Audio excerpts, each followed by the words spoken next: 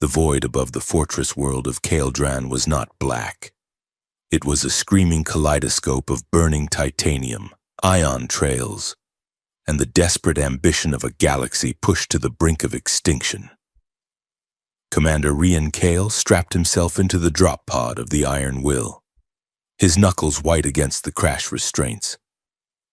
Around him, the hull of his flagship groaned under the punishing barrage of the Verne Dominion fleet. For 20 years, the Dominion had expanded like a cancer, swallowing star systems whole, not just through superior firepower, but through something far more insidious. Warlord Zareth did not just conquer worlds, he broke minds. His ancient neural tech turned defiant armies into hollow-eyed puppets, forcing fathers to execute their sons and generals to glass their own homeworlds. Today was the end of it. Or it was the end of them. Rian checked his mag pistol and the heavy vibro blade strapped to his thigh. More importantly, he touched the small, jagged device embedded in the port at the base of his skull. It was a neural jammer, a piece of illegal, experimental tech hacked together by the desperate engineers of the Outer Rim Alliance. It was the only reason he was still sane. It was the only reason they had a chance. The voice of his pilot crackled in his ear. "We are crossing the engagement threshold. Commander, shield integrity is at 12%. If you are going, go now." Rian hit the release mechanism. The pod screamed away from the hull, plunging into the acid-green atmosphere of Kaeldran. Through the reinforced viewport, he saw the battle raging across the upper stratosphere. It was a slaughter. The ragtag alliance he had spent 5 years cobbling together, mercenaries, rogue smugglers, and the remnants of decimated alien navies, was dying. They were buying him time with their lives. Every explosion he saw was a friend, a contract, a debt he would never get to repay. He focused on the target, the obsidian spire. It rose from the planet's surface like a blackened needle aimed at the heart of God, piercing the clouds. That was where Zareth sat. That was where the neural signal broadcasting to the fleet originated. Rian's pod slammed into the upper terrace of the spire, the impact gel absorbing enough force to pulverize bone. He did not wait for the dust to settle. He kicked the explosive bolts on the hatch and rolled out, weapon raised. The air smelled of ozone and sulfur. Security droids, sleek and insectoid, swarmed from the shadows.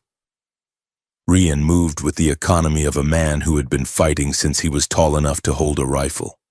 He did not waste shots. He fired rounds into logic cores and joint servos, moving constantly, never staying in one spot long enough for the enemy targeting algorithms to lock on. He severed the head of a pouncing droid with his blade, the metal screeching in protest, and sprinted for the blast doors. He slapped a breaching charge against the lock mechanism. The explosion was deafening, blowing the heavy durasteel inward. Rian stepped through the smoke and found himself in the neural chamber.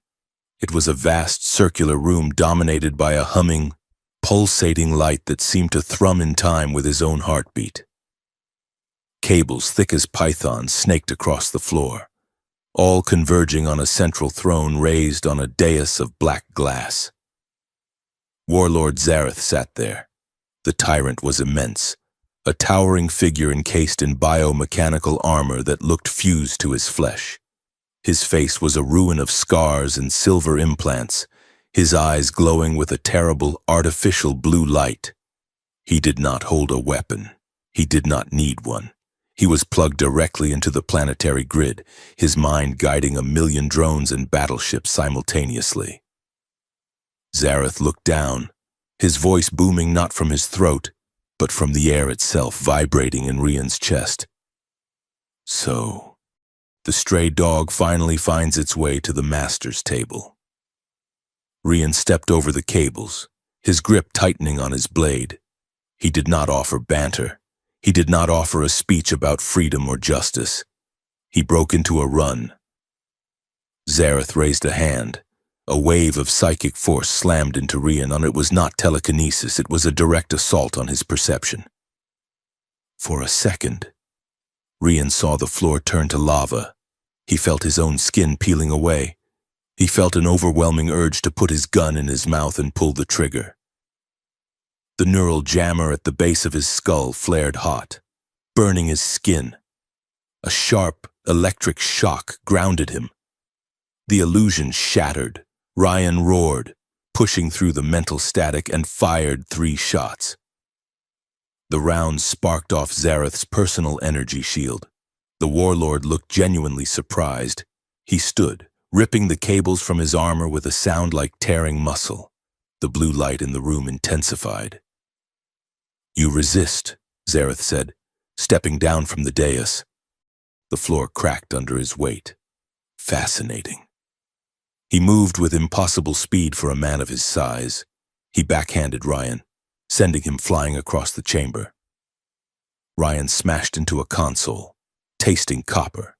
He scrambled up just as Zareth brought a heavy, armored fist down where his head had been a second prior.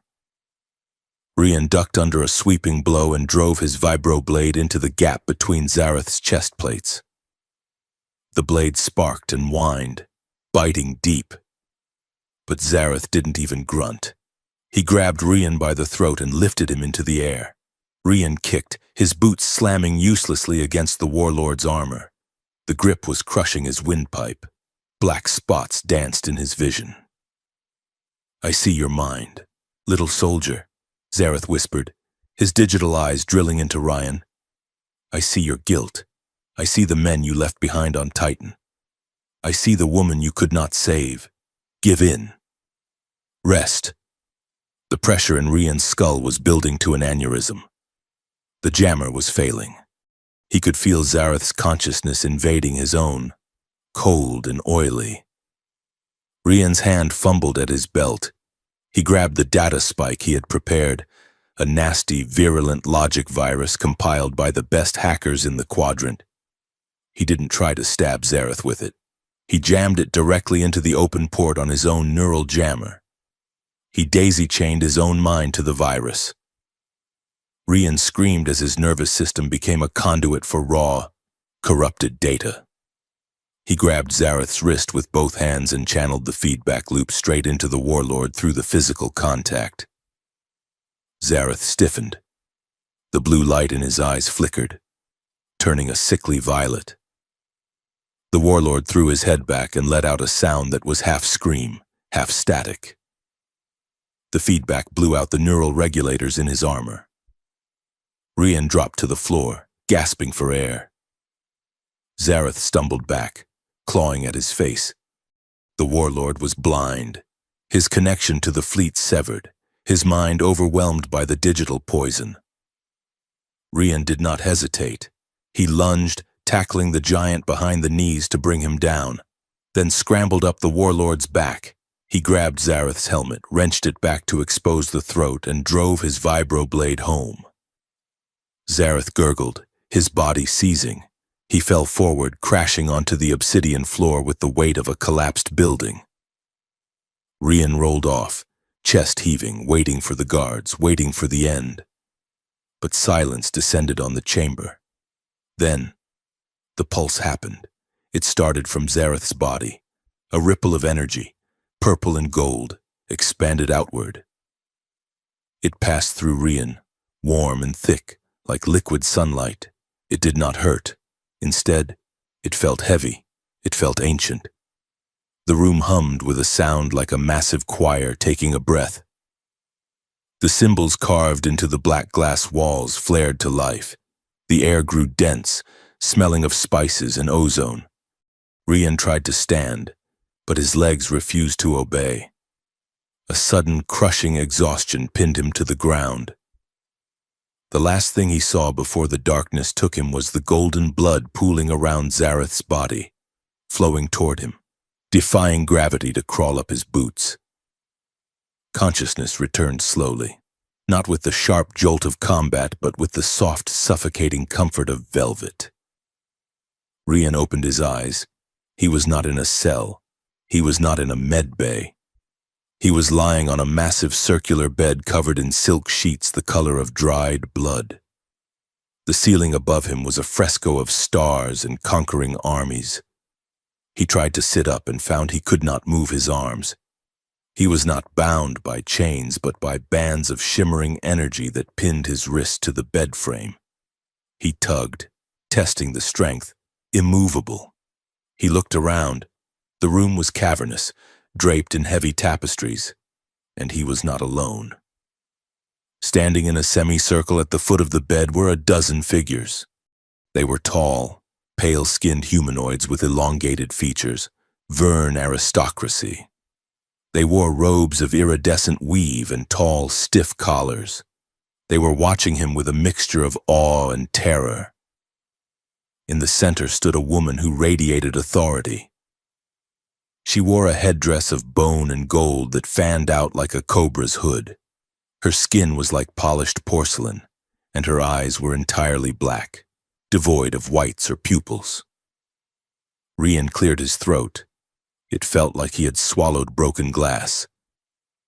"If you are going to execute me," he rasped, his voice rough, "get on with it. My fleet will glass this planet within the hour." The woman with the bone headdress stepped forward. She did not look angry. She looked resigned. "Your fleet holds position in orbit. Commander Kale," she said. Her voice was melodic, layered with a strange resonance. "They are confused because the Dominion fleet ceased fire the moment Warlord Zareth's heart stopped." Rian narrowed his eyes. "Surrender?" She shook her head slowly. "Succession." She gestured to the nobles around her. They bowed low, not to her, but to Rian. "I am High Priestess Ilara, keeper of the old laws. You have slain Zareth in personal combat, within the sanctum, witnessed by the neural core. You are the victor." Rian pulled against the energy restraints again. "I killed a tyrant. That makes me a soldier. Let me go. It makes you the heir," Ilara corrected. "The Verne Dominion is not a democracy. Commander, it is a pact, a biological and metaphysical contract written into the very DNA of our ruling caste by the Valzoon creators eons ago. The one who slays the Warlord inherits his strength, his assets, his title." Rian laughed, a dry, humorless bark. "You think I want his chair? You can keep it. Burn it for all I care." The High Priestess walked to the side of the bed, looking down at him with pity. "The pact is not optional. The energy you felt, the pulse, was the transfer of authority. The Dominion's automated defenses now recognize your biosignature as the supreme command authority. You own the fleet. You own the planet." She paused, her black eyes narrowing. "And you own the bloodline." Rian went still. "What does that mean?" The priestess turned back to the massive double doors at the far end of the chamber. "Bring them," she commanded. The doors groaned open. 3 figures walked in, flanked by ceremonial guards holding energy pikes. Rian watched them approach, his mind racing to find an exit strategy. These were not soldiers. They were royalty. The first woman was striking, terrifyingly so. She was tall, with shoulders broad enough to carry the weight of armor. Her skin was a pale slate gray, marked with white scar tattoos that ran down her neck and disappeared under her high-collared military jacket. Her hair was shaved close on the sides, leaving a stark white crest running down the center.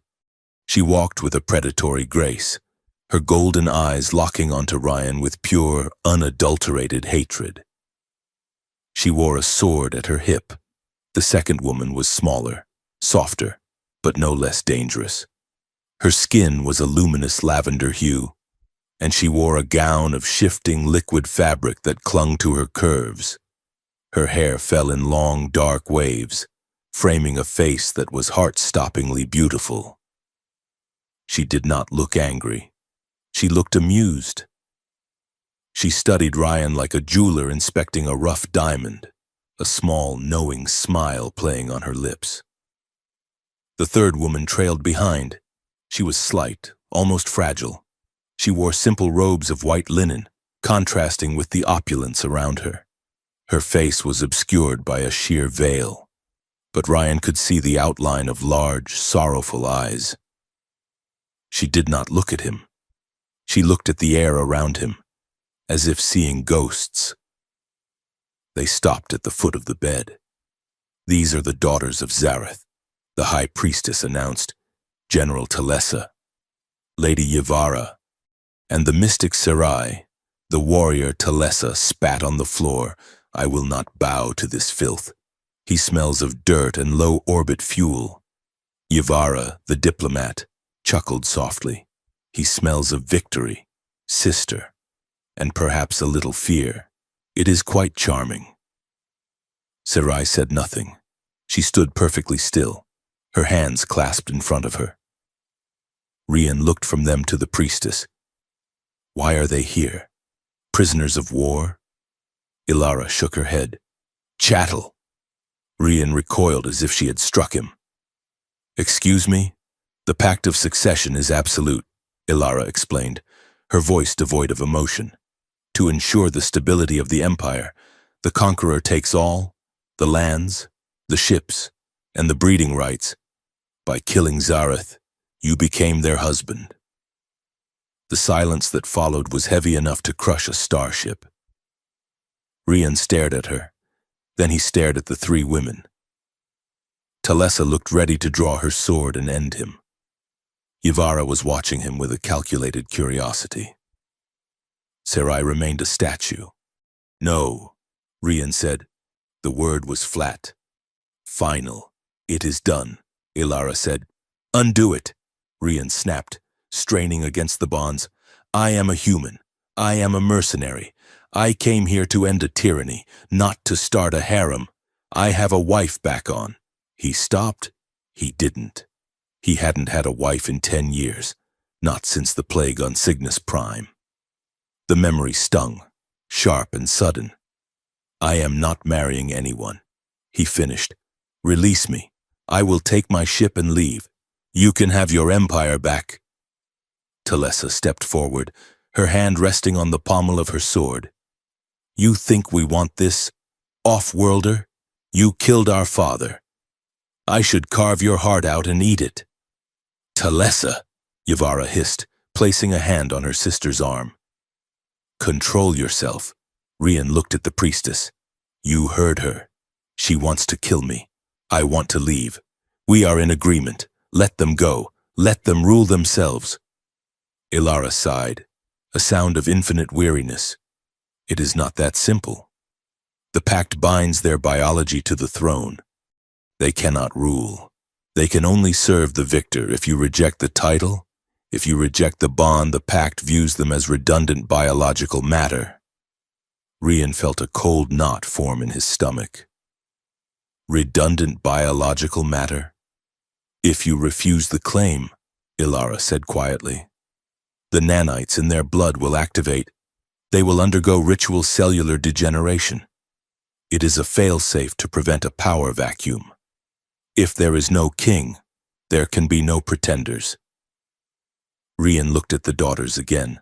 Talessa's jaw was set hard, her eyes burning with defiance, but he saw the tremor in her hand. She knew. Yvara had lost her smile. Her face was pale. Sarai finally looked up, and through the veil, her eyes met his. They were silver, swirling like nebulas, and they held a depth of sadness that nearly knocked the wind out of him. "You mean you will kill them?" Rian said. "I will not," Ilara said. "The law will. If you walk away, they die. Within the hour, painfully." Ryan slumped back against the pillows. This was a trap, a meticulously engineered ancient alien trap. He had won the war, but he had lost his freedom the moment he drove that blade into Zareth's throat. He looked at Talessa. "You knew this? Better death than betting the man who murdered my father." Talessa snarled.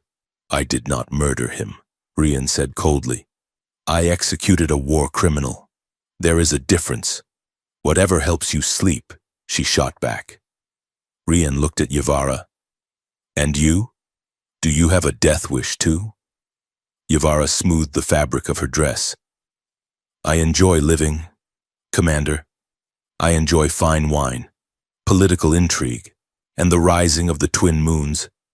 I have no desire to turn into gray sludge because you have a moral objection to alien customs. She took a step closer, her voice dropping to a silken whisper. It is just a title, Commander. You do not have to love us. You do not even have to like us. You just have to own us. Rian looked at the third sister. Sarai. She had not spoken.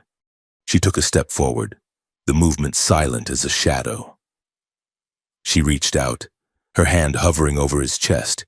He felt a strange warmth radiate from her palm, seeping through the silk sheets, through his flight suit, touching the bruised skin over his heart. He is broken, Sarai whispered. Her voice was like wind through dry grass, shattered glass inside. He does not want to be a king. He wants to be punished. Rian stiffened. How do you know that? Sarai lowered her hand. Because the pact has already begun. We are connected.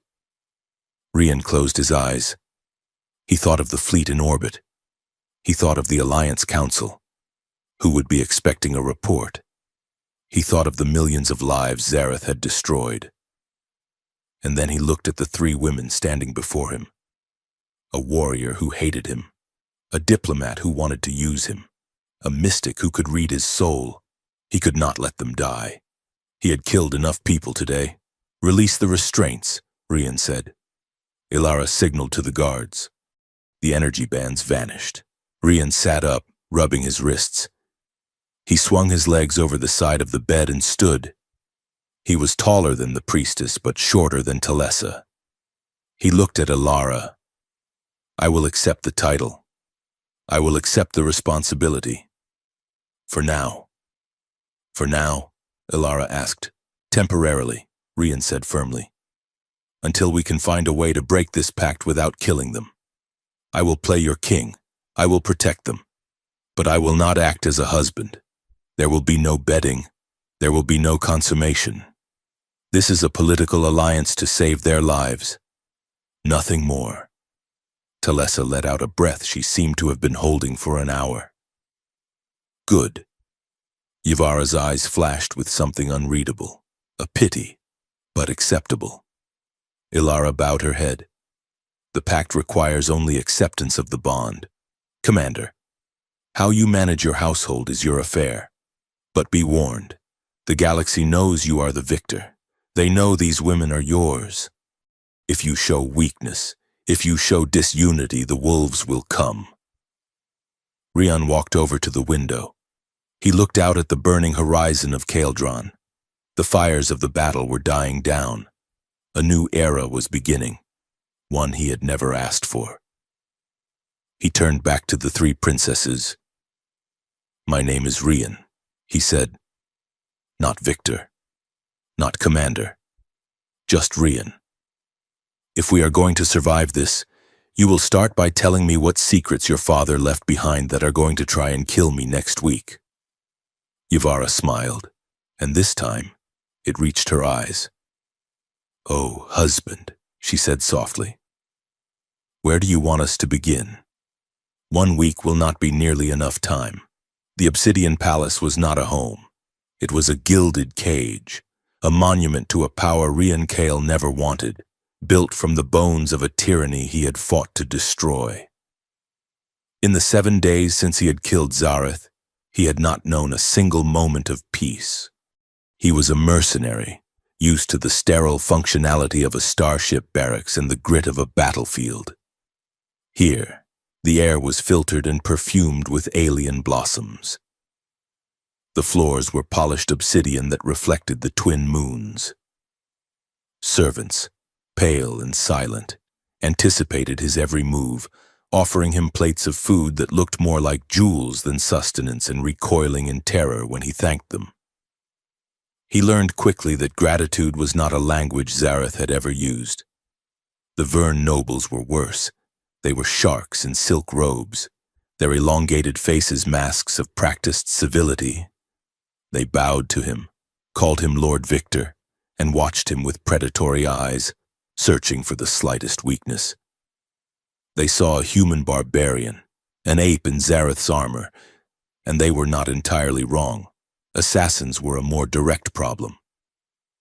The first attempt came on the third day, a delicate, seven-legged creature that scuttled from a ventilation shaft, its sting dripping neurotoxin. Ryan had crushed it with his combat boot, a reflex from his days in the rimward jungles. The second attempt was a sonic needle hidden in the seam of his pillow, designed to hemorrhage his brain as he slept. He found it during a routine security sweep of his own room, something the palace guards had apparently never considered. He was a king, and he had never been more alone. His relationship with the daughters was a minefield of unspoken tension. He had given them their own wing of the palace, a decision that had sent ripples of shock through the court. Zareth had kept them in gilded cells. Ryan gave them autonomy. He did not realize this was seen not as kindness, but as weakness. Talessa was the first to confront him. She found him in the palace's main training arena, a vast open-air coliseum where he had gone to sweat out the perfume and politics. He was working a heavy bag with brutal, unrefined strikes, his hands wrapped in rough linen. He sensed her before he saw her. She stood in the archway, in full Vern combat gear, her scarred face a mask of contempt.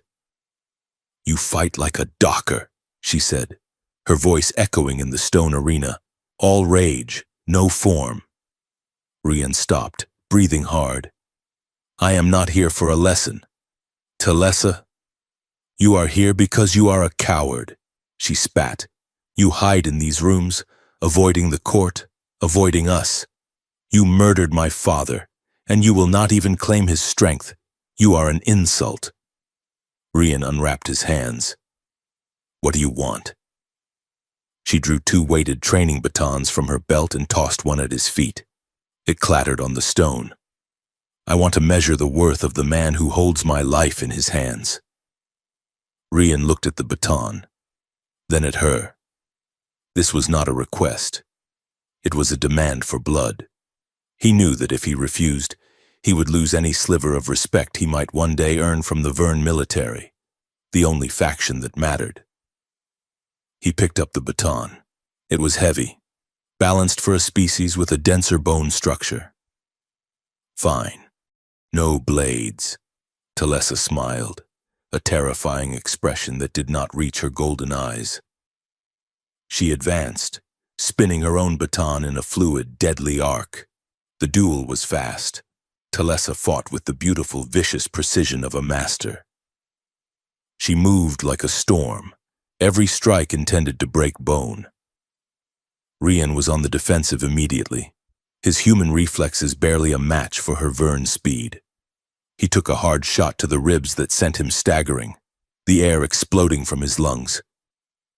The Vern nobles, who had gathered on the balconies as if summoned by magic, hissed in approval. "Ours block." He countered. He did not fight to win. He fought to survive, to endure. He was a brawler, yes, but he was also a veteran of 100 different war zones. He knew how to read an opponent, and he saw that Talessa was not just fighting him. She was fighting a ghost. With every strike, she was screaming at her father. Her blows were filled with 20 years of repressed rage, of grief, of a daughter's desperate, failed attempt to earn the love of a monster. She overextended, lunging with a cry of pure anguish. Rian saw his opening. He did not take it. Instead, he stepped inside her guard, deflected the baton harmlessly past his ear, and drove his shoulder into her sternum. The move was pure street fighting. It sent her crashing to the ground. He stood over her, his own baton raised, his chest heaving. The crowd was silent. He had her. He looked down at her face, contorted with fury and the shock of tears she refused to shed. He saw the wetness in her eyes. He lowered the baton and tossed it aside.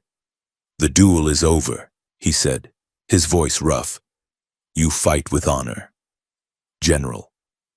Talessa stared at him, her breath hitching. He had beaten her, but he had not shamed her. He had seen her grief, and he had not used it against her. She scrambled to her feet, snatched up her baton, and stormed out of the arena without a word. The nobles on the balcony were utterly confused. R's victory felt hollow, but as he rubbed his aching ribs, he felt a flicker of something new. He had not fought a general. He had fought a survivor. Yvara was a different kind of storm. She was all soft breezes and hidden currents, and Rian knew she was infinitely more dangerous than her sister. He was forced to hold his first diplomatic session in the Grand Audience Hall, a room so large it had its own weather. Envoys from a dozen systems had come, eager to see the man who had replaced Zareth. His own former allies from the Outer Rim Alliance were there, their faces tight with confusion. They saw him as a traitor who had taken the throne for himself.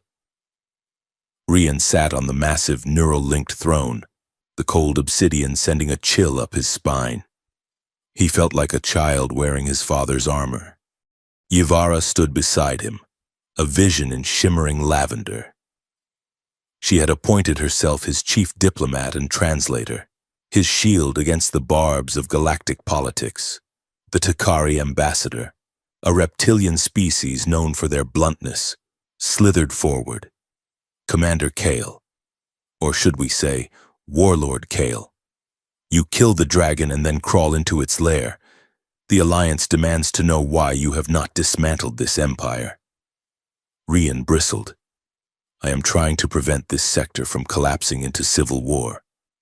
Before he could say more, Yvara touched his arm. Her fingers were cool. My lord husband is methodical, she said, her voice gliding over the assembly. Her Vern words were honeyed, but her translated tone, broadcast over the speakers, was firm. Lord Ryan understands that to heal a galaxy, you do not simply chop off the head, you must purge the infection. He is analyzing the complexities of the Dominion. She was magnificent. With a single sentence, she had turned his hesitation into a sign of profound wisdom. She leaned closer, her lips brushing his ear as she ostensibly translated the ambassador's next words. The scent of her, some alien spice, filled his head. The Takari thinks you are a fool, she whispered, her voice a private, seductive murmur just for him. He wants to see if you will give him trade rights to the Kessel mining routes. Offer him a review in 6 months. It will make him feel respected and give us time to nationalize the mines.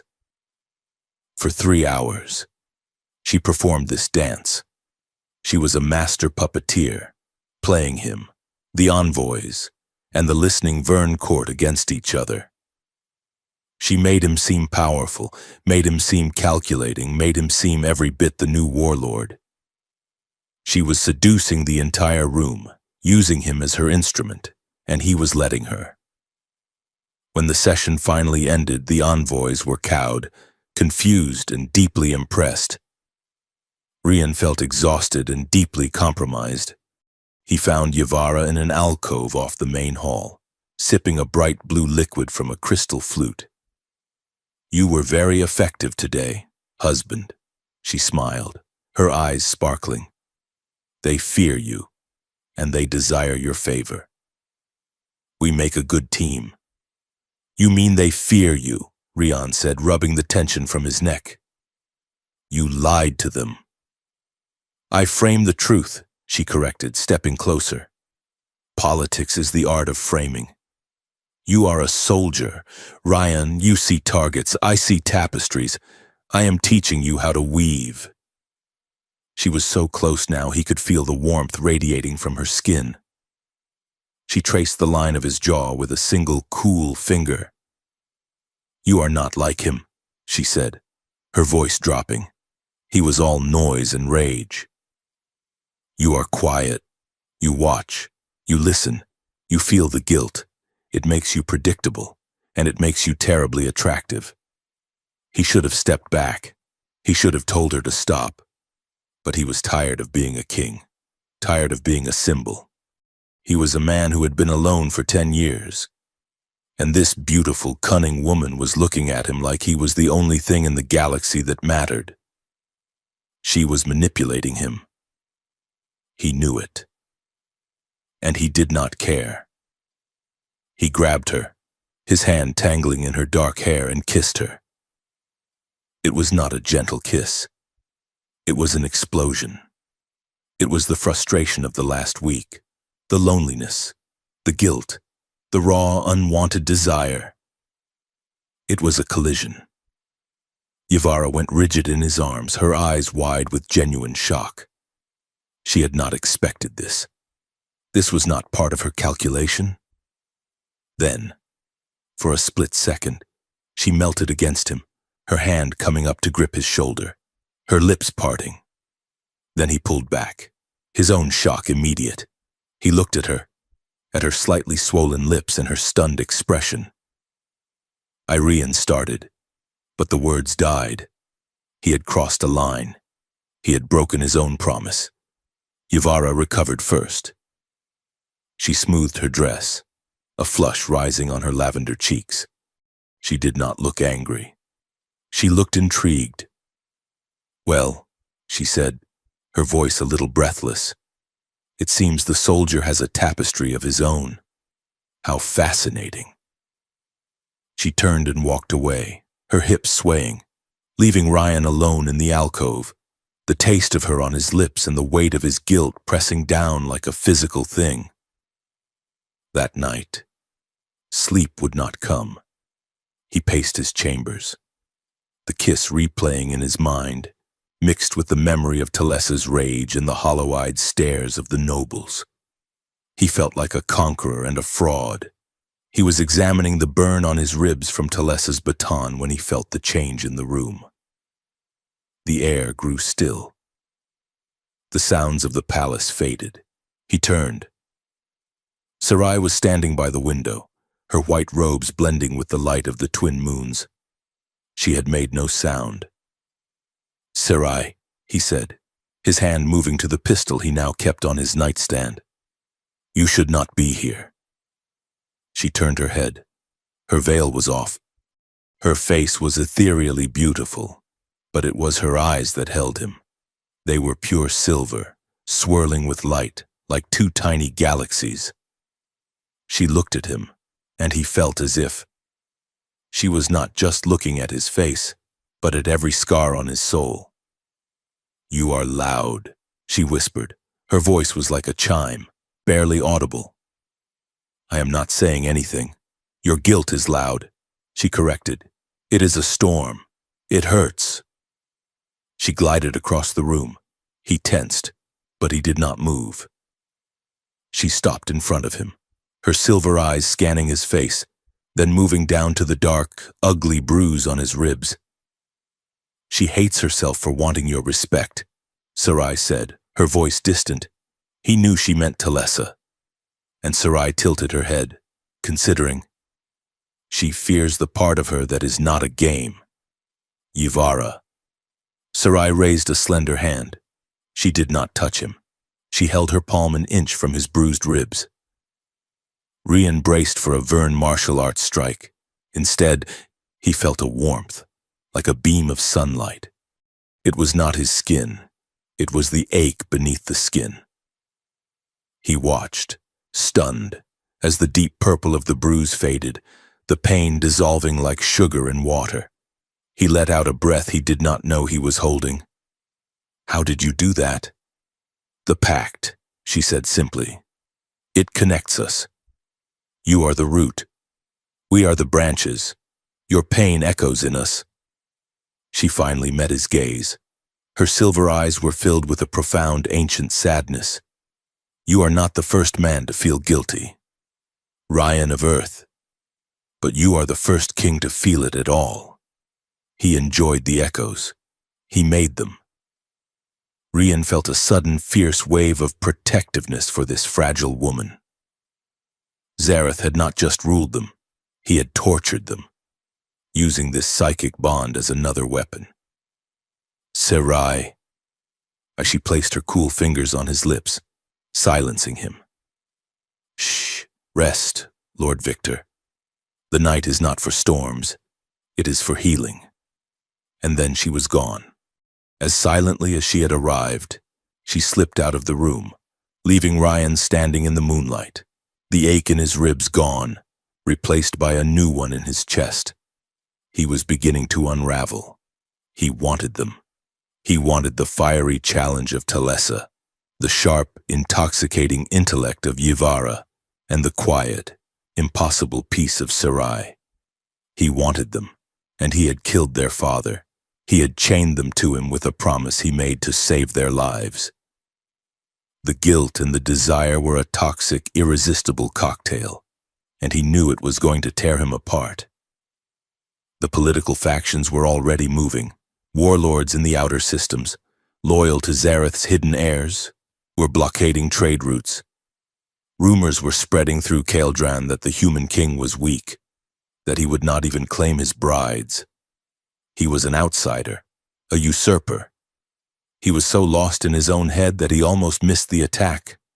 He was walking with Talessa through the garden of shattered stars. A colonnade opened to the sky. It was a forced public appearance, demanded by the court to show unity. Talessa walked beside him, stiff and silent in her general's uniform. "We have to do this," he had told her. "We have to look like we are not at each other's throats. I am always at your throat," she had replied. "You just do not see the blade." That was when the first explosion hit. A charge planted in a statue of Zareth blew outward, sending razor-sharp shrapnel flying. Rian and Talessa both dove, his combat reflexes and her military training taking over. "Talessa, reports," he yelled, pulling his pistol. "Assassins," she roared, drawing her own blade. "At least 5. Vern elite. Look at the armor. They were surrounded. Black-clad Vern soldiers, Zareth loyalists, dropped from the roofs, their plasma rifles lighting up the garden. Rian's personal guards were cut down in the first volley. Talessa moved, a blur of white and steel, her blade singing as she met the first attacker. Rian took cover behind a stone planter, returning fire. He saw the red dot, a sniper, high in the arches. It was not aimed at him. It was aimed at Talessa's back. He did not think. He did not weigh the options or consider the political ramifications. "Talessa!" he roared. He lunged, shoving her with all his strength. She stumbled, falling behind the planter. Ryan felt the impact. It was not a sharp pain. It was a giant, white-hot fist slamming into his back, stealing his breath, melting his armor and the flesh beneath. He grunted, his legs giving out, and collapsed on top of her. The garden erupted in returned fire as Talessa's honor guard, finally catching up, swarmed the attackers. Ryan's world narrowed to the smell of ozone and Talessa's wide, golden eyes. He was lying on top of her, his body shielding hers. "You are heavy," she gasped from beneath him. He tried to chuckle. It came out as a wet cough. "You are welcome." He rolled off her, his back screaming in protest. The fight was over. The assassins were dead. Talessa got to her feet and looked down at him. Her face was unreadable. She looked at the smoking, melted hole in the back of his armor. "Why did you do that?" she asked, her voice tight. He looked up at her. The Vern general, the warrior princess, the daughter of the man he killed. "He was aiming for you," Rian managed before the shockwave of pain hit him and the world went black. He woke hours later, lying face down on his own bed. The pain was a dull, manageable roar. Someone had given him painkillers. He heard the scrape of a chair on stone. He turned his head. Talessa was sitting in the corner of the room, her uniform still stained with dust from the garden. She was not wearing her sword. How long? He croaked. 4 hours. The medical droid synthesized 2 new layers of dermal tissue. You will live. He tried to sit up. The pain flared, and he fell back with a groan.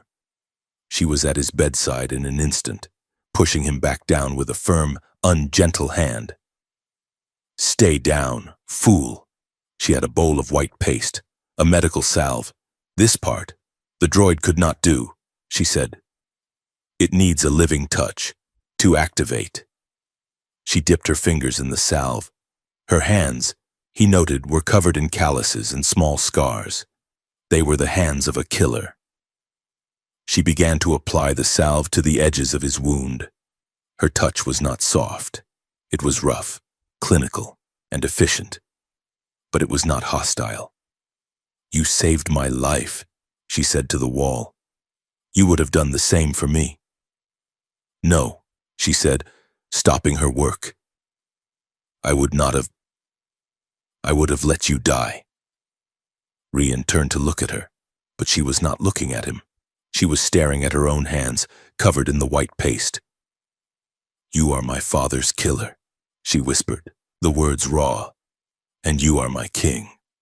You are the man I hate, and you are the man who took a plasma bolt for me. I do not know what to do with that. Rian said nothing. There was nothing to say. She finished her work in silence. The salve cooled his skin, the pain fading into a distant hum. She did not leave. She went back to the chair and sat down.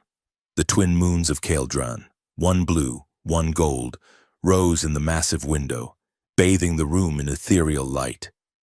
They sat there for hours, not speaking. Rian, the wounded soldier king, lying in his bed, Talessa, the grieving general, standing guard.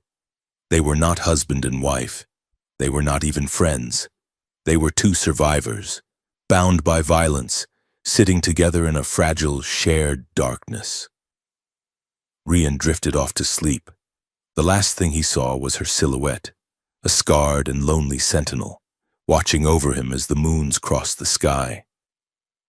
Rian Kale learned the truth of his prison in the Obsidian Palace's deepest archive, a place of cold light and silent data streams.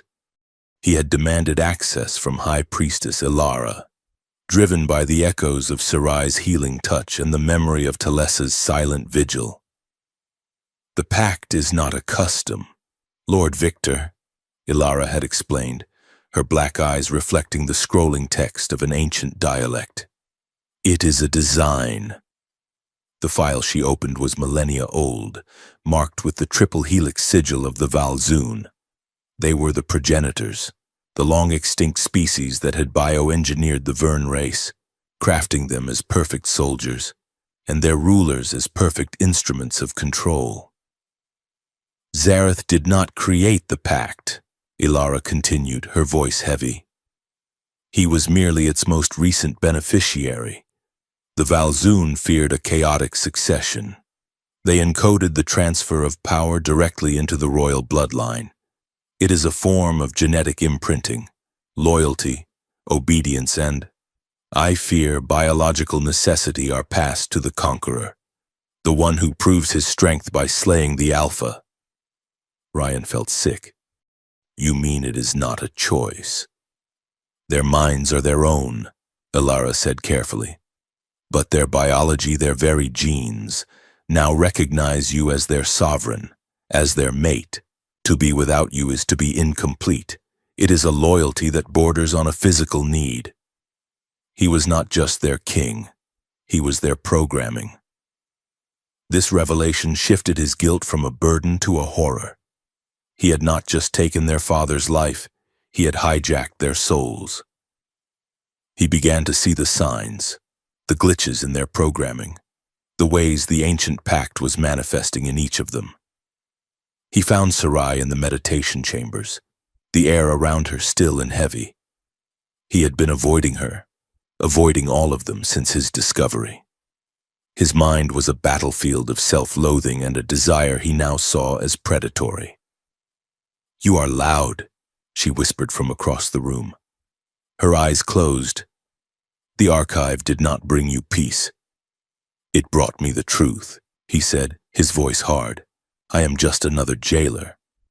You are not, she said, her voice remaining serene. A jailer does not feel the prisoner's pain. Sit. The echoes are confusing you. Let me quiet them. He was desperate for a moment of silence in his own head. He sat, cross-legged, 10 feet from her. He closed his eyes and tried to follow her breathing, as she had shown him once before. Do not fight the bond, Ryan, she chimed. It is not a chain. It is a thread. Just let it be. He focused. He let the anger go, the guilt, the fear. And for a second the thread pulled taut. His mind did not just go quiet. It merged. He was not in the meditation chamber. He was in a vast, cold darkness, lit by swirling silver nebulas.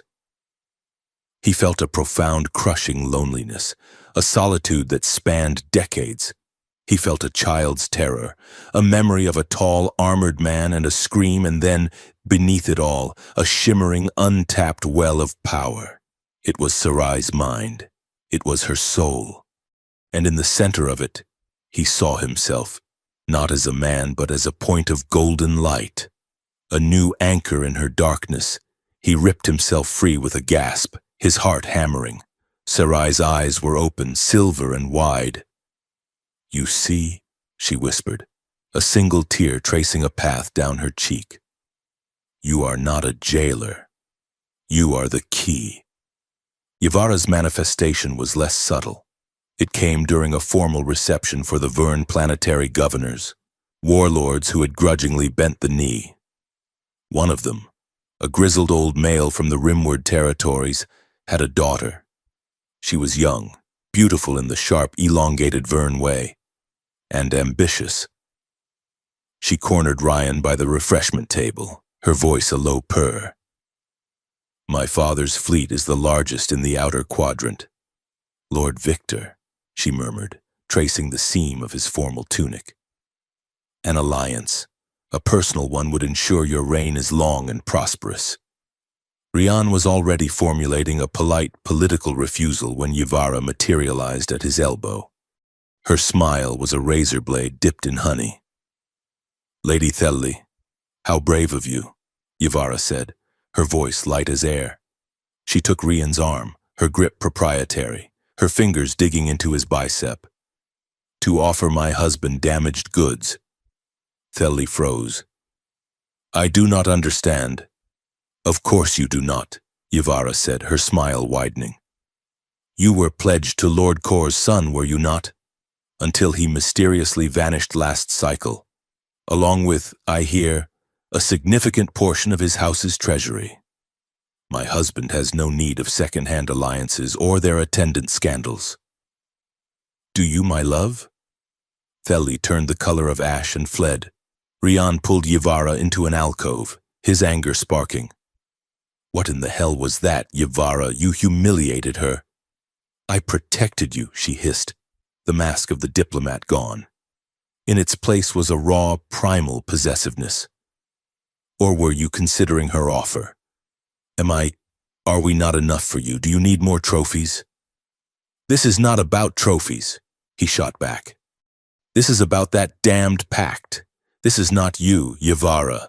It is a program. It is making you Jarnudal. Making me what? She challenged, stepping into his space, her hands flat on his chest. Making me jealous? Making me want to claw the eyes out of any woman who looks at what is mine? You do not own me, he growled. No! Her eyes flashed. You own me. Rian, you own my life. You own my body. You own my political future. The least you can do is let me own your gaze in a public forum. She was trembling, her control shattering. Or is this part of your human morality? To save us and then discard us? To leave us in this cage while you pretend you are not the one holding the lock? She was too close. He could smell the spice on her skin, see the frantic pulse in her throat. The memory of their kiss burned between them. You want me? She whispered, her voice breaking. I know you do. I see it every time you look at me. You are just too much of a coward to admit it.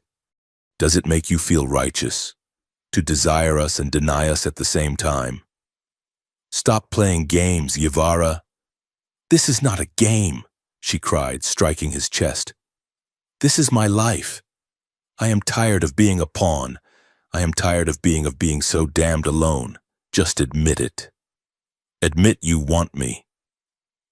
The raw desperation in her voice broke his anger. He saw the cunning politician dissolve, leaving a lonely, terrified woman who had used manipulation as armor for her entire life. Yes, he said, his voice rough. Damn it, Yvara. Yes, I want you. Is that what you wanted to hear? The admission hung in the air, a weapon she had demanded and now did not know how to hold. Her eyes softened, her anger replaced by a sudden, terrifying vulnerability. She opened her mouth to speak, but no words came. She just stared at him, before finally turning and walking away, her shoulders not quite as straight as before. He found Talessa in the armory, the scream of a plasma whetstone filling the air. She was sharpening her vibro blade with a savage intensity. She had been avoiding him ever since the assassination attempt. We need to talk, he said over the noise. She ignored him, sending a spray of white-hot sparks from the blade. He stepped in front of her, forcing her to stop. I know about the pact, Talessa, the real pact. Her golden eyes snapped to him.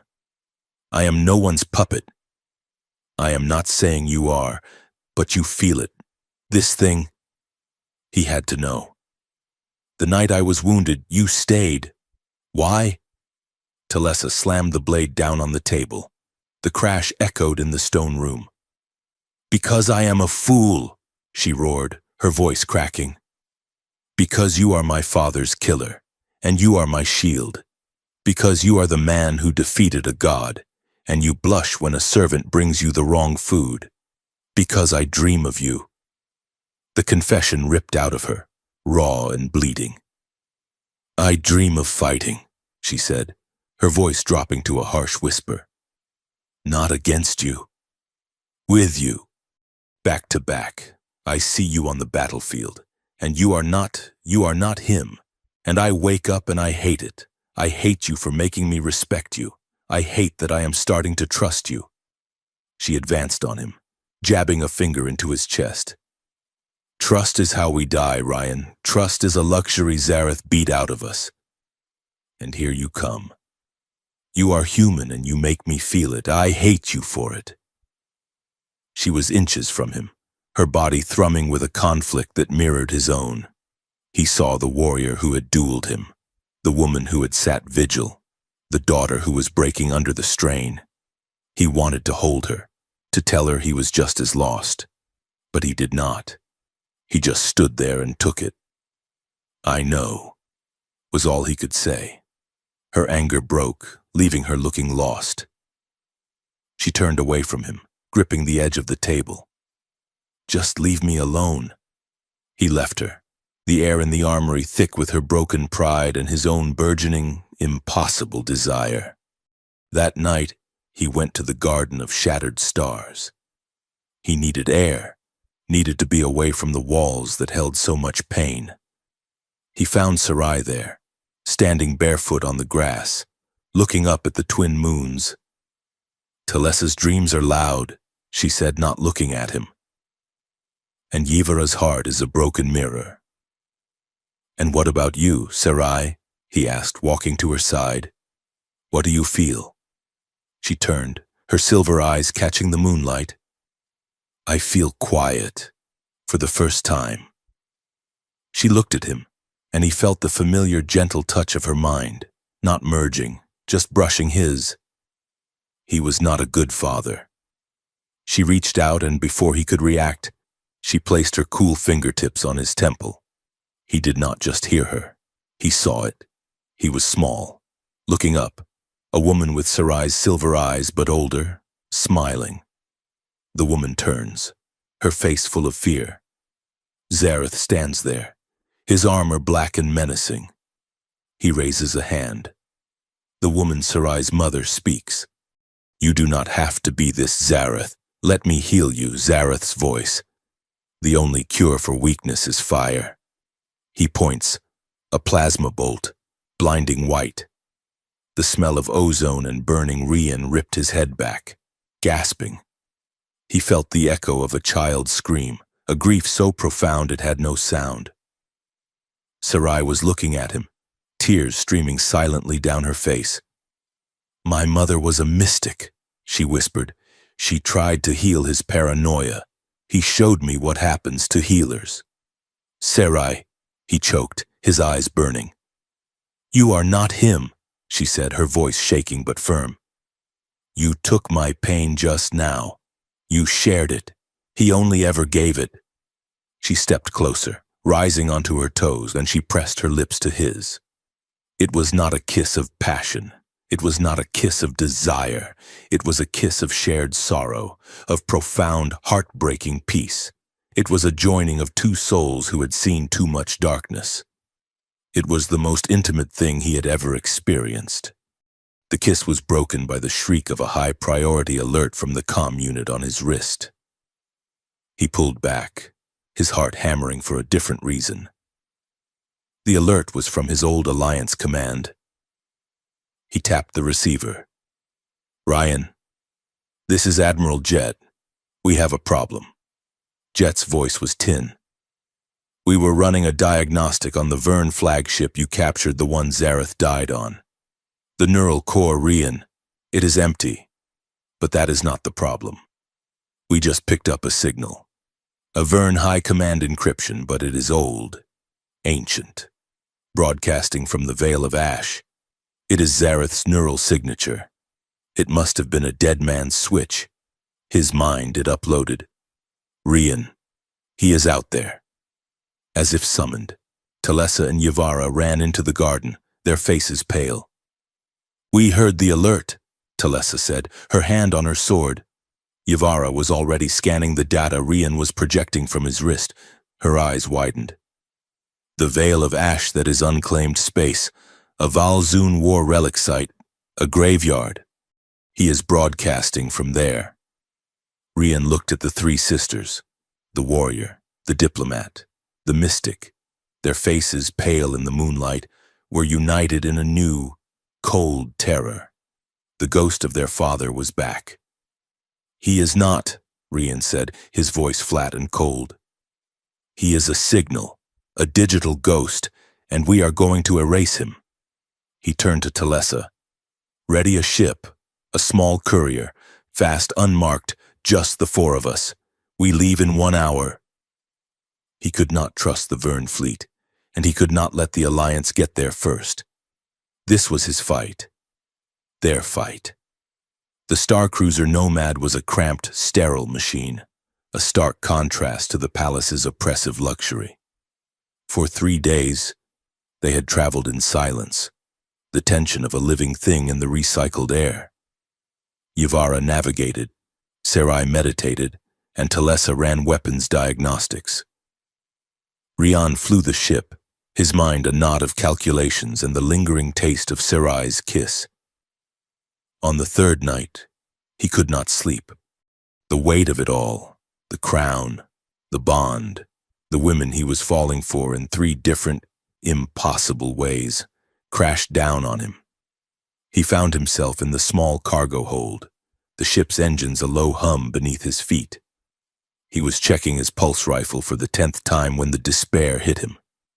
It was a cold, familiar dread, the same he had felt on Cygnus Prime as he watched his wife's life signs fade. He was a fraud, a man who brought death and called it liberation. He was no king. He was a widower, a killer, and now a slave owner. He slammed his fist into the metal bulkhead. The impact echoing. Pain shot up his arm, sharp and grounding. Wounding yourself will not help us. Talessa was standing in the hatchway, her arms crossed. She wore a simple black flight suit, her white hair stark in the dim light. It's nothing, he muttered, flexing his bleeding knuckles. She walked toward him, her footsteps silent. She looked at his hand, then at his face. This is not about the mission. What would you know about it? He snapped, his control breaking. I know the look of a man haunted, she said, her voice quiet. I saw it in my father's eyes every day. Now I see it in yours. What ghost is it? Ryan? Not my father. An older one. He turned away from her, leaning his head against the cold steel. I am not a king, Talessa. I am a plague. I came here to free people, and I have enslaved you. I am no better than he was. You should have let those assassins kill me. He expected her to agree. He expected a sneer, a sharp retort. Instead, he felt her hand on his shoulder. He flinched, but she did not move. You are nothing like him, she said, her voice a low, fierce vibration. He turned to face her. Her golden eyes were burning. He took, she whispered. He broke. He fed on our pain. You shield. You took a plasma bolt for me. You see us. You see me. She touched his bleeding hand, her calloused fingers brushing his knuckles. The same gesture she had made when he was wounded. But this time, it was not clinical. It was a question. I hate you, Rian Kale, she said, her voice thick. I hate you for what you did, but I hate this bond more. And right now I am so tired of being a general, and I am so tired of being alone. He looked at her, at the warrior who had been brittle for so long. He saw the cracks in her armor, the grief she held back with sheer force of will, the unwanted loyalty that was tearing her apart. He pulled her in. The kiss was not a kiss. It was a collision. It was every unspoken word, every ounce of frustration, every moment of shared, silent understanding. It was desperation and anger and grief, and a raw, shared need that eclipsed everything else. He backed her against the cargo netting, his hands in her hair, her hands fisting in his suit. It was not gentle. It was not romantic. It was raw, and it was honest. They made love in the shadows of the Star Cruiser hold. Two broken soldiers finding a moment of violent, desperate peace in a galaxy that wanted them all dead. Afterward, they lay tangled in the netting, the silence of space pressing in. Nothing was solved, nothing was fixed. It was a moment stolen, a breath taken before the plunge. Rian looked at Talessa's face, soft in sleep for the first time, and felt a new kind of terror. The ghost of Zareth was waiting for them, and for the first time, Rian Kale had everything to lose. The journey to the Vale of Ash was a crucible. The silence that followed the night in the cargo hold was louder than any battle. Talessa was a fortress, her walls rebuilt higher than ever. She treated Rian with a cold, brutal formality, her golden eyes sliding past him as if he were a stranger. The shared, desperate heat between them had cooled, leaving a frost of regret and confusion.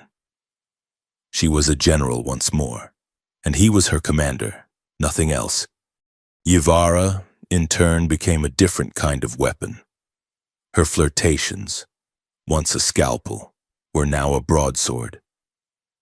She saw the new, brittle distance between Ryan and her sister and interpreted it as a new alliance, one that excluded her. Her jealousy was a corrosive acid. She found reasons to touch Rian in the cramped cockpit, her fingers lingering on his arm, her voice a constant seductive murmur in his ear. She wore her most revealing flight suits, her laughter sharp and aggressive, her eyes challenging both him and Talessa. But the most terrifying change was in Sarai.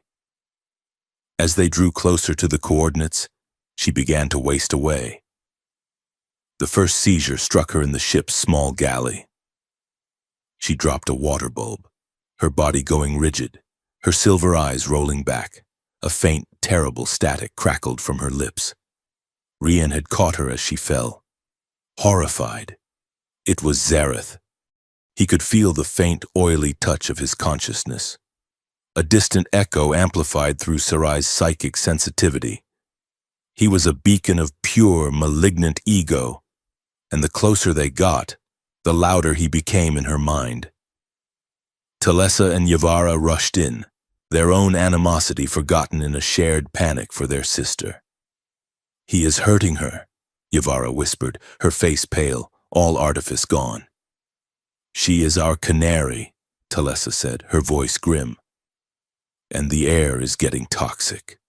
Rian held the trembling mystic, a cold fury building in him. This was not a rescue mission. It was an extermination. The Vale of Ash was a graveyard of ships and shattered rock, the remnants of an ancient Valzoon civil war. In its center floated a structure that did not belong. It was a derelict station, a lattice of black, organic-looking metal, pulsing with a faint, violet light. "That is a Valzoon neural relay," Yavara said, her hands flying over the sensor console. "It is amplifying the signal." Ryan docked the Nomad with a hard clang. The air was dead, the station running on a power source he could not identify. They moved through the corridors in combat formation, Ryan and Talessa taking point, weapons raised. The architecture was non-Euclidean, all unsettling curves and humming surfaces. They found the central chamber. It was a sphere, and in its center floated a massive, fractured crystal. Data streams, purple and gold, crawled across its surface, and beneath it, plugged into a Valzoon interface chair, was a body. It was desiccated, mummified, but it wore the armor of a Vern High loyalist. "It is a proxy," Sarai whispered, her voice weak. She was leaning heavily on Yavara. "He is using that body as an anchor, but he is in the crystal." "Then we shatter the crystal," Talessa said, raising her pulse rifle. "No," Yavara shouted. "That is an archive. If you shatter it, you might disperse his consciousness, not destroy it. We have to wipe the data." "How?" Ryan asked. As if in answer, the dead proxy in the chair twitched. Its head snapped up. Through its dry throat, a voice boomed, echoing in the chamber. The voice of Zareth. "My killer, my heir, and my traitorous bitches, you have come to worship at my new throne." "He is not in the chair," Rian said, his eyes on the crystal. "He is in the station.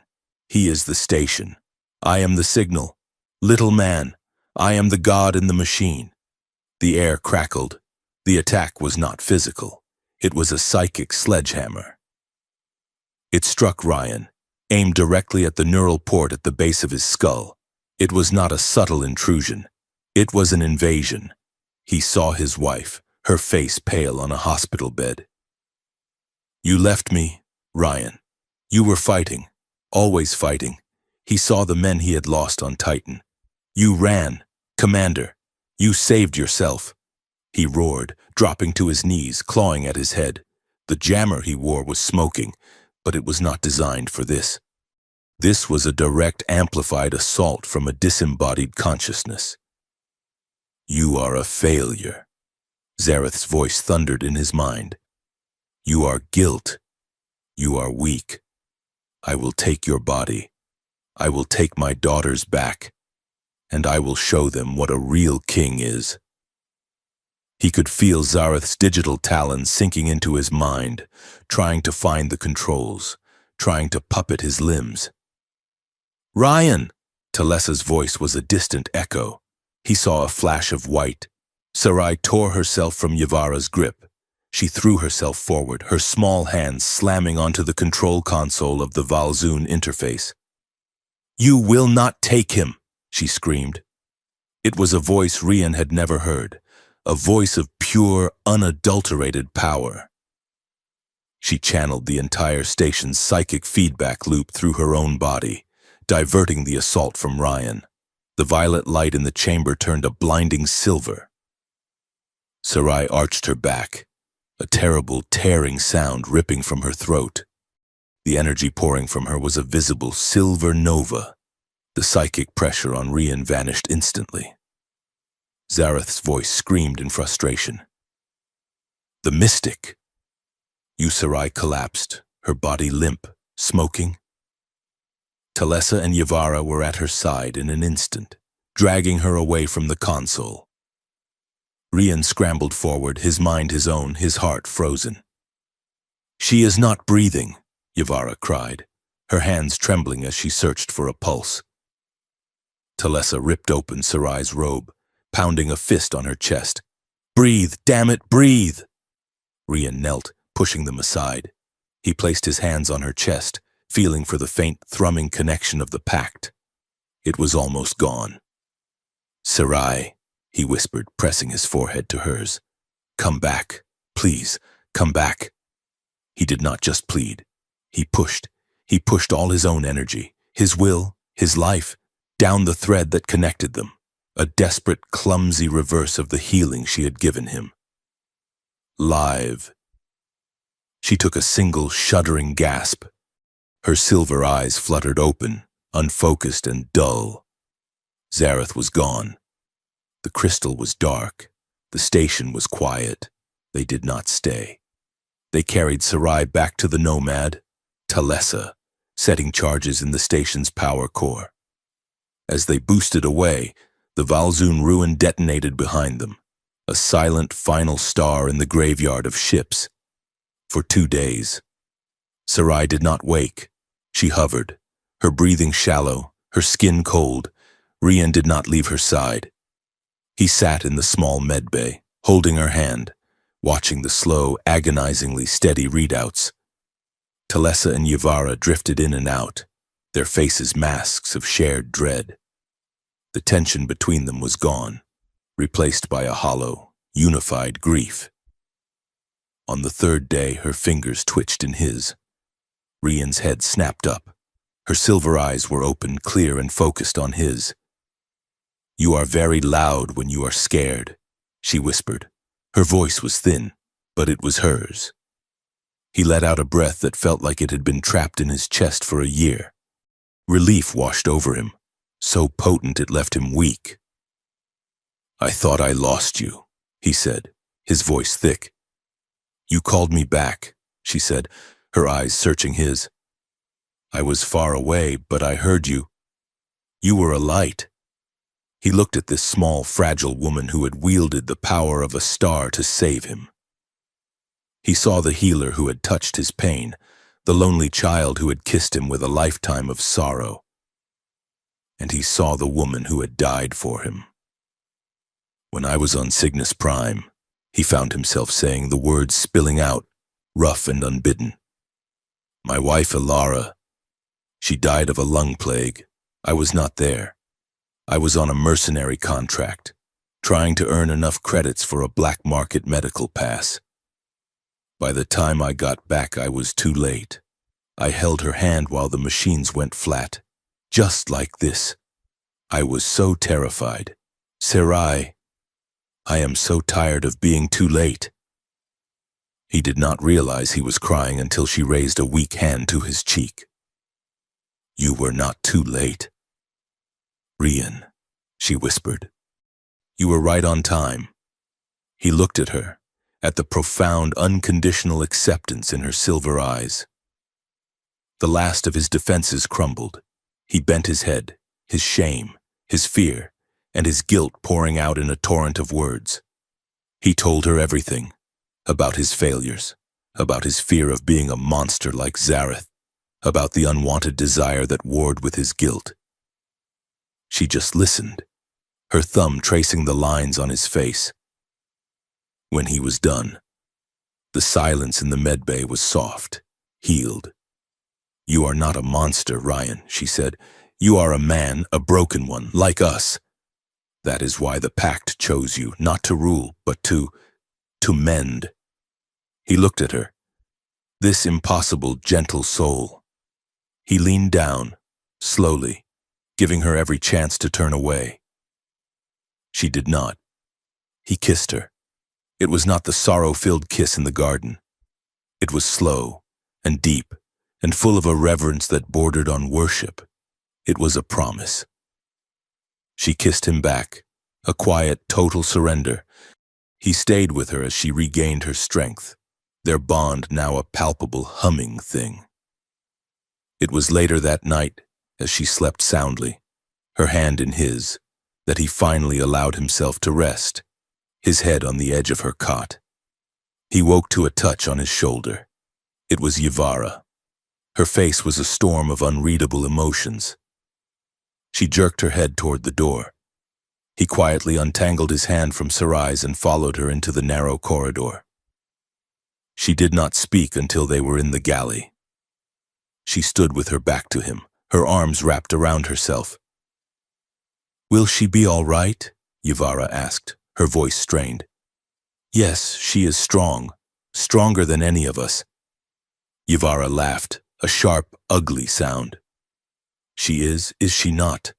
The little mystic, the broken bird. She saves the mighty king. It is poetic." "Yvara, what is wrong?" She spun on him, her eyes blazing, not with flirtation, but with a raw, desperate pain. "What is wrong? I will tell you what is wrong. My sister, the general, gets to be your equal, your partner in battle. She shares a warrior's passion with you." Rian stiffened. She knew. Of course she knew. "My other sister," Yvara continued, her voice rising, "gets to be your soul, your healer, your peace. She saves you. You confess your sins and it is all so pure. So where does that leave me, Rian? Where does Yvara fit in your collection?" "It is not a collection. Yvara, you know that." "Do I?" she spat. "I am a diplomat. I am a game player. I am the one who lies and manipulates and seduces. But what use is that to you? You do not want a politician. You want a shield. You want a priest. I am just a diversion, the entertainment, the one you kissed in an alcove and then forgot, the one who is not strong enough to fight you, and not pure enough to save you." Her voice broke, the sarcasm shattering, revealing the terrified woman beneath. Tears streamed down her lavender cheeks. "I am so unwanted," she whispered. "He's Zareth. He only wanted me for my face, for the alliances I could make. He called me his pretty little snake. And you look at me, and all you see is the snake. You do not see me." She was right. He had seen the politician, the manipulator. He had kissed her out of frustration. He had never once stopped to see the person trapped inside the performance. She tried to regain her composure, wiping her face, her old mask of sarcasm settling. "So, here is the offer, husband. One last game. I am not pure. I am not strong. But I am here, and I am so very tired of being alone." She stepped toward him, her hands coming up to his shirt. It was a practiced, seductive move, but her hands were trembling so badly she could barely hold on. "Tempt me to your bed, Yvara," he said, his voice quiet. She froze. "What?" "That is what you are doing, is it not?" he said, his voice gentle. He took her trembling hands in his. "You are playing the game because it is the only way you know how to ask for what you need." She stared at him, her mask crumbling completely. "I see you, Yvara," he said, his voice rough. "I see the woman who held this ship together. I see the woman who stood up to Zareth's warlords. I see the woman who is terrified of being nothing more than a pretty little snake. And you are wrong. You are the one who sees the tapestry. You are the one who is brilliant." He surprised her. He did not reject her. He did not push her away. He did not moralize. He simply saw her. He kissed her, and it was not the angry collision in the palace. It was not the reverent peace he shared with Sarai. It was a kiss of raw, desperate honesty. It was an acceptance. She let out a sound, half sob, half surrender, and kissed him back, clinging to him as if he were the only solid thing in the void. They made love right there in the galley, against the cold metal bulkhead. It was not practiced. It was not seductive. It was unguarded, raw, and desperate. It was two people, stripped of all their armor, finally allowing themselves to be seen. The peace lasted for 4 hours. Rian was in the cockpit, charting their course home, when the proximity alert shrieked. A ship was decloaking. It was Vern, the flagship of a Zareth loyalist warlord. He contacted them, Talessa snarled, running into the cockpit, Sarai and Yivara right behind her. The station's detonation must have been a distress call. "We are outgunned and outmassed," Rian said, his hands flying over the controls. "They are charging weapons. Hold on." He slammed the engines, trying to outrun the tractor beam, but it was too late. The Nomad shuddered, caught, and then the voice came, not over the comms, but inside all their heads at once. "Fools. Did you think you could erase a god? I am not in the crystal. I am in the signal. I am everywhere, and now I am here. The ship's systems died. The lights went red. He has breached our network," Yivara yelled. "Ryan!" Sarai screamed. Rian felt the psychic assault again, 1,000 times stronger, but it was not just aimed at him. It was aimed at all of them, at the pact. "You are mine. The bond is mine," Zareth roared in their minds. Rian saw Talessa clutch her head, her blade clattering to the floor. Yivara was screaming, clawing at her temples. Sarai was convulsing. Zareth was trying to hijack the pact, to use their bond as a highway into all their minds. Rian threw himself into the pilot's chair. "Yivara, the Valzun ruin. Can we do what Sarai did? Reverse the polarity? Can we broadcast a feedback loop?" "It would take a unified signal," Yivara gasped, forcing herself to the console. "We would all have to sync through the pact." "He is already in the pact," Talessa yelled, forcing herself to her feet. "He is using it." "Then we use it back," Ryan shouted. He looked at Sarai. "Sarai! Can you link us? Can you merge us, all of us?" Sarai's silver eyes were blazing. She nodded, her face tight with pain.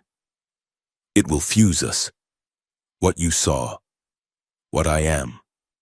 We will all be—" "Do it," Rian commanded. He grabbed Talessa's hand. She grabbed Yivara's. Yivara grabbed Sarai's. Sarai placed her free hand on Rian's temple. "Now!" Sarai screamed. The world dissolved. It was not a thought. It was an explosion of being. Rian was not Rian. He was them. He felt Talessa's grief, her rage, her night in the cargo hold, her warrior's pride. He felt Yivara's desperation, her cold intellect, her searing loneliness, her desperate, raw need to be seen. He felt Sarai's ancient sorrow, her mystic peace, her quiet strength, her reverent, healing love. And they felt him. They felt his guilt, his 10 years of loneliness, his grief for his dead wife, his shame, his fear, and his deep, profound, and now undeniable love for all three of them. "No." Zareth's voice was a shriek in their shared mind. "Get out of our house," Rian thought. And the thought was not just his. It was Talessa's iron, Yivara's cunning, Sarai's power. They formed a psychic phalanx, a single unified will, and pushed. They pushed Zareth's consciousness out of the Nomad's network, out of their bond, and back down the tractor beam to the Warlord's ship. "Yivara, now!" Rian roared, not with his voice, but with his mind. Yivara's hands, guided by the shared intellect, flew over the console, routing their unified psychic signal into a logic bomb and firing it straight into the enemy flagship's command core. The Warlord's ship shuddered, its lights flickered, the tractor beam died, and then silence, a profound, deep, perfect silence in their minds. Zareth was gone, erased. The signal was clean. The link broke. Rian gasped, collapsing back into the pilot's chair. Talessa was leaning against the bulkhead. Yvara slumped over the console, and Sarai was on her knees. They were all breathing as if they had just run a marathon. They all looked at each other, and everything had changed. Talessa looked at Rian, and her eyes held not just respect, but the raw, shared memory of his grief. Yvara looked at him, and her gaze was not manipulative, but filled with the vulnerable honesty of his confession. Sarai looked at him, and her smile was not just peaceful, but knowing, a shared soul. The pact was no longer a chain. It was not a program. The psychic fusion had burned away the Valzoon imperative. What was left was a choice. The loyalty was still there, but it was not encoded. It was earned. The obedience was gone, but the longing was new. It was a deep four-way understanding, a fusion of their souls. Rian looked at the three of them, the warrior, the diplomat, the mystic, his wives, not by law, not by conquest, but by a shared, traumatic, and beautiful merging of their very beings. He had fallen for all three of them, in three different, impossible ways. And now, they had fallen for him. And he realized, as he looked at their exhausted, changed, and finally free faces, that he was not their king. He was not their conqueror. He was, as Sarai had said, their healer, and they, in turn, were his. The return from the Vale of Ash was not a victory. It was a rebirth. The four of them, fused and fractured by the psychic echo of their union, landed on Caeldran as a new entity. The ancient, insidious programming of the Valzoon was burned away, scoured clean by the forced intimacy of their shared minds. The pact was no longer a prison. It was a choice. But the galaxy did not see this. It saw only the narrative it had been fed for millennia. The fragile alliance Rian had forged, the one Zareth's tyranny had held together through fear, began to crumble. Rian's former allies in the Outer Rim Alliance, men and women he had bled with, now saw him as the ultimate betrayer. Rumors, planted by the remnants of Zareth's loyalist factions, spread like a virus. The human commander had not liberated the Dominion, he had usurped it. He had not freed the princesses, he had bewitched them. He was a new and perhaps more terrifying warlord, one who used seduction and mind control instead of a fleet. The summons came from the Takari ambassador, the same reptilian diplomat Yvara had so deftly dismantled. He called for a vote of no confidence, a full session of the Galactic High Council, to be held in the grand audience hall of the Obsidian Palace itself. He intended to charge Rian with crimes against the Alliance and to liberate the Vern princesses from his control. The hall was packed. Ambassadors from 100 systems sat in the floating grav pods, their faces a mixture of suspicion, anger, and fear. Rian sat on the obsidian throne, not as a king, but as a defendant. He wore his human mercenary fatigues, a deliberate statement. He was not Zareth. "Commander Kale," the Takari ambassador hissed, his voice amplified. "You came to us as a liberator. We funded your war. We sacrificed our ships. And you have taken the throne for yourself. You hide behind the skirts of these puppets, these daughters of the very monster you swore to destroy. You claim they are free. We claim they are your slaves." A murmur of agreement rippled through the hall. "What say you, Commander?" the Takari demanded. "What defense do you offer for this betrayal?" Rian stood slowly. "I offer no defense." The hall erupted. "Silence!" Rian's voice, unamplified, cut through the noise. "I offer no defense because I am not the one on trial here. My honor is not in question. My wives, however, will speak, and you will listen." He sat down, a clear abdication of the floor, before the Takari could protest. Talessa stepped forward. She was in full Vern battle armor, her white crest stark, her blade at her hip. She looked like a Valkyrie, and her golden eyes burned with contempt. "You speak of honor," she said, her voice ringing with command. "I will teach you about it. I am Talessa, general of the Vern First Fleet, daughter of Zareth. I hated this man." She pointed at Ryan. "I hated him for his victory. I challenged him to a duel, intending to maim him, to shame him before my people." She stalked the center of the floor. "And he defeated me. He had me at his mercy, his baton at my throat. My father would have crippled me. He would have broken my arms and called it a lesson. This man," she turned to Ryan, "this man saw my grief. He saw my rage, and he lowered his weapon. He refused to strike the killing blow. He spared my pride when he had every right to take it." Her voice grew louder. "Later, assassins, my father's loyalists, tried to kill me. This man, this usurper, shoved me out of the path of a plasma bolt and took it in his own back.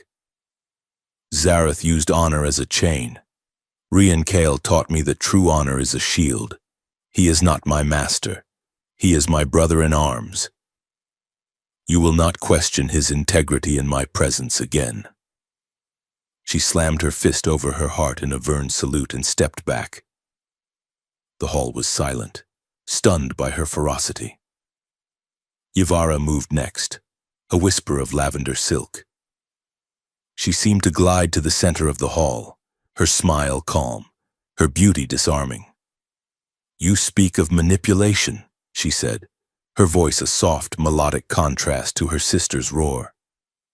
"I too will teach you. I am Yvara, daughter of Zareth. I am the snake he called me. I was raised in a court of whispers, where lies were currency and love was a vulnerability. I tried to play this man." Her gaze swept the ambassadors. "I tried to use him, just as I used all of you. He was my finest instrument. I used him to build my own power. I seduced him. I manipulated him. I pushed him. And he saw it. He saw all of it." Her voice grew thick with an emotion the court had never heard from her. "My father would have rewarded my cunning, then punished me for it. This man Ryan did neither. He waited. He waited until my mask broke, until the terrified, lonely woman beneath was all that was left. And he did not reject her. He did not call her a pretty snake. He called her brilliant. He gave me not power, but safety." She turned to the Takari ambassador, her smile returning. But it was not a diplomat's smile. It was a wolf's. "You speak of him manipulating us for power. I assure you, ambassador, he is a terrible politician. He wants nothing. That is why we are giving him everything. He is not our puppet master. He is the man who cut our strings." She curtsied and retreated, leaving a new, confused silence. Finally, Sarai stepped forward. She wore simple white robes, her silver eyes clear, her hands clasped.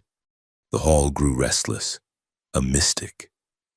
What was she to say? "I will not speak of honor or of politics," she whispered, and yet her voice, amplified by the hall's ancient acoustics, reached every ear. "I will speak of souls." She raised her hand. "I ask for silence. I ask that you lower your political shields. I will show you what I am." A wave of silver psychic energy pulsed from her, gentle, inviting. One by one, the ambassadors, compelled by a curiosity that overrode their suspicion, quieted their minds. Sarai projected a vision. First, they saw a memory. Her mother, beautiful and silver-eyed, standing before a black-armored Zareth, pleading, "Let me heal you." They saw his hand rise and heard his voice. The only cure for weakness is fire. They felt the psychic scream of a child as her mother was incinerated. Then, the vision shifted. They were in the Valzoon station, They felt Ryan's mind, his agony as Zareth tried to possess him. They felt Sarai's sacrifice as she diverted the energy. And they felt the cold, empty darkness of her near death. And then they heard Rian. They felt him, not as a king, but as a man. They felt his desperate, ragged plea, "Come back, please." They felt in that call the searing 10-year-old grief for his dead wife, Ilara. They felt his terror of being too late, of failing again. They felt him pour his own life force into Sarai, not as a commander, but as a widower refusing to lose someone else he loved. The vision ended. Sarai stood, tears streaming down her face. In the floating pods, ambassadors were openly weeping. The Takari ambassador was trembling, his reptilian scales pale. "One man," Sarai whispered, "uses power to extinguish life. The other uses his own life to heal it. That is the man you put on trial. We are not his slaves. We are his equals. We are his family." The hall was broken. The vote of no confidence was dead. The silence was one of profound, world-altering shame. It was shattered by the shriek of a proximity alert that blasted through every speaker in the hall. The holographic display in the center of the room flared to life, not with a council agenda, but with an image of Kaeldran's orbit. It was filled with ships, hundreds of them. They were not alliance ships. They bore the old black and gold sigil of Zareth's personal fleet. A broadcast hijacked the channel. A new face appeared, a young Vern in his early 20s. He was flawless, his features perfectly symmetrical, his hair white, his eyes the same cold, artificial blue as Zareth's. He was not scarred or augmented. He was perfect. "People of Kaeldran," the face said, his voice a cold, arrogance-laced copy of Zareth's. "I am Kaelin, first son of Zareth, his true heir, created from his pure, uncorrupted genome, a clone, perfected and raised in secret."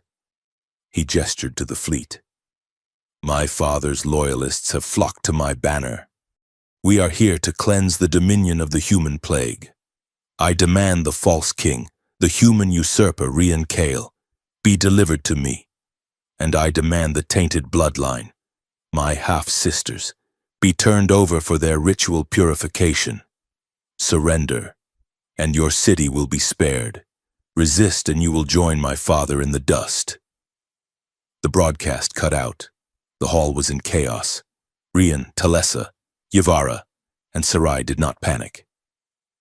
They looked at each other, a silent four-way communication. The war was not over. The legacy was not over. "To the command center," Rian said, his voice calm. They ran from the hall, leaving the terrified ambassadors behind. The Obsidian Spire's command center, Zareth's old neural chamber, lit up around them. Data streamed across the holographic displays. "He is not bluffing," Talessa said, her hands flying over a tactical console. "He has 300 ships. We have 120. He outguns us 3-1. But my pilots are better." "He is not just using ships," Sarai said, her eyes closed, her brow furrowed. "He has psych commandos, an entire legion. He is already testing the city's mental shields. He is strong, unfocused, but strong." "He is arrogant," Yavara added, scanning the enemy fleet's formation. "Look, he is not protecting his flagship. He is using it as a spearhead. He is broadcasting his command and control signal from it, just like Father did. But it is cruder, louder." "He wants to be seen," Ryan said, piecing it together. "He is pure Zareth, pure ego." He turned to his wives, his command team. "All right, this is where we end it. This is where we erase the name Zareth from the stars." He looked at Talessa. "Talessa, the skies are yours. You are outnumbered. So do not meet them head on. You are the blade. I want you to cut them, bleed them. Use your fighters to draw his escort ships away from that flagship. Give me an opening. Telesa's golden eyes gleamed. It will be a river of fire, my husband. Done.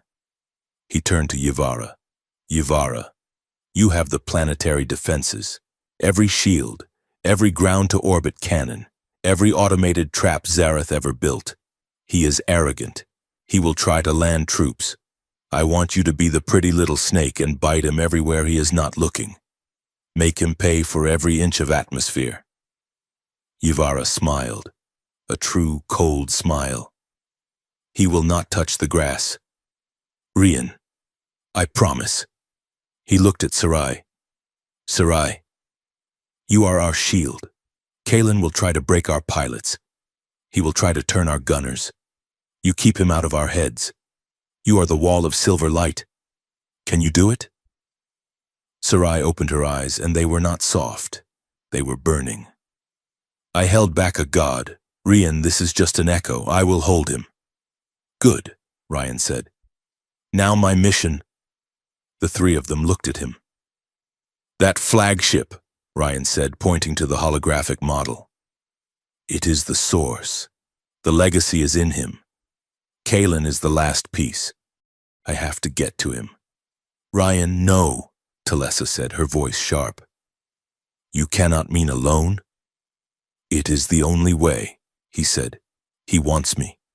I will be the bait. While you three have him pinned, I am going to take a needle ship, punch straight through the line, and board that ship. It is a suicide mission, Yvara protested. No, it is an assassination, Rian countered, and I am the only one who can do it. He touched a panel, bringing up a data file. When we merged, when we fought Zareth's signal, I kept a copy, an imprint, not of Zareth, but of us, of our fusion, of Sarai's memory, of Telesa's rage, of Yvara's pain. It is a virus, a truth bomb. It is designed to wipe out the Zareth loyalist programming. He looked at them, his face grim. To upload it, I have to get to Kalen's throne. I have to plug it in myself. You three defend our home. I will cut off the head of the snake. For good. For a moment, no one spoke. This was the true final battle. Telesa stepped forward and gripped his arm. A warrior's farewell. Yvara kissed his cheek, a strategist's prayer. Sarai touched his temple, a mystic's blessing. Rian sprinted for the hangar. The battle for Kaeldron was a symphony of destruction. Telesa's fighters, white-crested and brilliant, dove and tore at the larger lumbering enemy fleet. Yvara's ground cannons, firing from hidden positions, turned the lower orbit into a web of plasma. Sarai sat in the command center, a silent statue, holding back a tidal wave of psychic malice. Through it all, Rian flew. His small black interceptor, the Nomad 2, screamed through the chaos. He dodged flak, flew on the edge of a plasma conduit, and used a friendly explosion as cover. He was a ghost, a missile aimed at the heart of the enemy. He slammed his ship into the flagship's hangar bay, a controlled crash that tore the deck plating. He emerged, rifle raised, into a hive of Vern elite guards. He did not hesitate. He was not a king. He was a mercenary. This was his work. He moved through the ship, a brutal, efficient storm of close-quarters combat. He took a plasma burn to his shoulder that seared his armor. He took a vibro blade to his thigh. But he did not stop. He blasted his way onto the bridge. It was a copy of Zareth's, but cleaner, newer, and on the throne, plugged into the ship, sat Kalen. He was flanked by two massive 8-foot-tall Praetorian guards. The animal, Kalen sneered, not even turning. You have ruined everything. My father's legacy, my sister's purity. You reek of that human emotion. Your father was a monster, Ryan said, breathing hard, his leg bleeding badly. And you are just his shadow. The two guards advanced. Rian met them. It was a fight of desperation against perfection. They were faster, stronger. But he was fighting for a home. He used his pain, his rage. He ducked under a blow, jammed his rifle into a gap in one's armor, and fired. He used the dead guard as a shield, taking 3 shots to the chest plate. Before driving his combat knife into the throat of the second, he fell, his body screaming, and dragged himself toward the throne. "Pathetic," Kalen said. He raised a hand. A wave of pure psychic force slammed into Ryan, pinning him. "My father was weak. He let you live. I will erase you, and then I will take my sisters and reprogram them. They will learn to be Vern again." Ryan grunted, fighting the pressure. "He is in your head, Kalen." "I am him," Kalen screamed. "No, you are not," Ryan roared. In his mind, he felt a flicker of silver light. Now, Sarai, worlds below, dropped her defenses against Ryan and focused. She pushed a shield around his mind. The psychic pressure vanished. Kalen's eyes widened. "What?" Ryan lunged, ignoring the fire in his thigh, and slammed the data spike into the neural port on Kalen's throne. The upload was instant. Kalen screamed. He was not getting a virus. He was getting the truth. He was getting Sarai's memory of her mother's death. He was getting Yvara's agonizing loneliness. He was getting Talessa's grief-fueled rage. He was getting Ryan's guilt. He was getting in one unbearable torrent, the full, unfiltered pain of the Zareth legacy. The blue, artificial light in his eyes flickered, stuttered. He saw, for the first time, not the glory, but the horror, the pain, the suffering. It was not perfect, he whispered, his eyes, now a normal, terrified Vern Gold, filling with tears. It was all pain. His body went limp, his neural signature flatlined. The clone was dead, killed not by a bullet but by the truth. Across the stars, the enemy fleet stopped firing. The psychic command was gone, replaced by a wave of confusion, horror, and grief as the virus of truth spread through their networks. The war was over. Ryan collapsed. His suit was breached. His wounds were critical. A secondary explosion from one of Talessa's last torpedoes rocked the bridge. The main viewport, already fractured, shattered. Ryan was sucked out into the void. He tumbled, end over end, in the sudden, cold silence. His world was red, then black. His suit's oxygen levels flashed critical. He was floating, wounded, dying. He looked down at Kaldran, a beautiful, swirling jewel of blue and gold. He saw the stars. He thought of them. Talessa, Yvara, Sarai. He was not a king. He was not a conqueror. He was just a man, and he was loved. He closed his eyes. The cold was peaceful. A light, a terrible, blinding light in his face. A clang of metal, so violent it rattled his teeth. He felt grabbed. He was in a cockpit, small, cramped. His helmet was ripped from his head. Talessa's face was 2 inches from his, streaked with soot, her eyes wide with a feral terror and rage. "You absolute human idiot," she screamed, her voice cracking. "I told you it was a suicide mission." She had seen him. She had seen him blown out of the flagship. She had broken formation, flown her single-seat fighter, the Fury, straight through the debris field, matching his spin, and grabbed him with her ship's tiny tractor grapple, pulling him in through the emergency airlock. She was pounding a trauma patch onto his stomach wound, her hands, the sure hands of a general, shaking uncontrollably. "I had to," he coughed, blood flecking his lips. "Shut up," she sobbed, a sound he had never heard. "Just shut up and live. That is an order. Ryan, that is a direct order from your wife." She smashed her lips to his, a kiss of ash and adrenaline and a furious, desperate relief.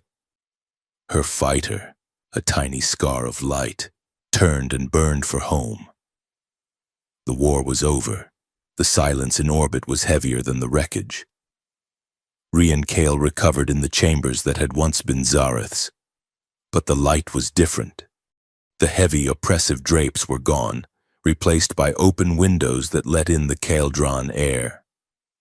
He healed to the sound of a city rebuilding, not a city mourning.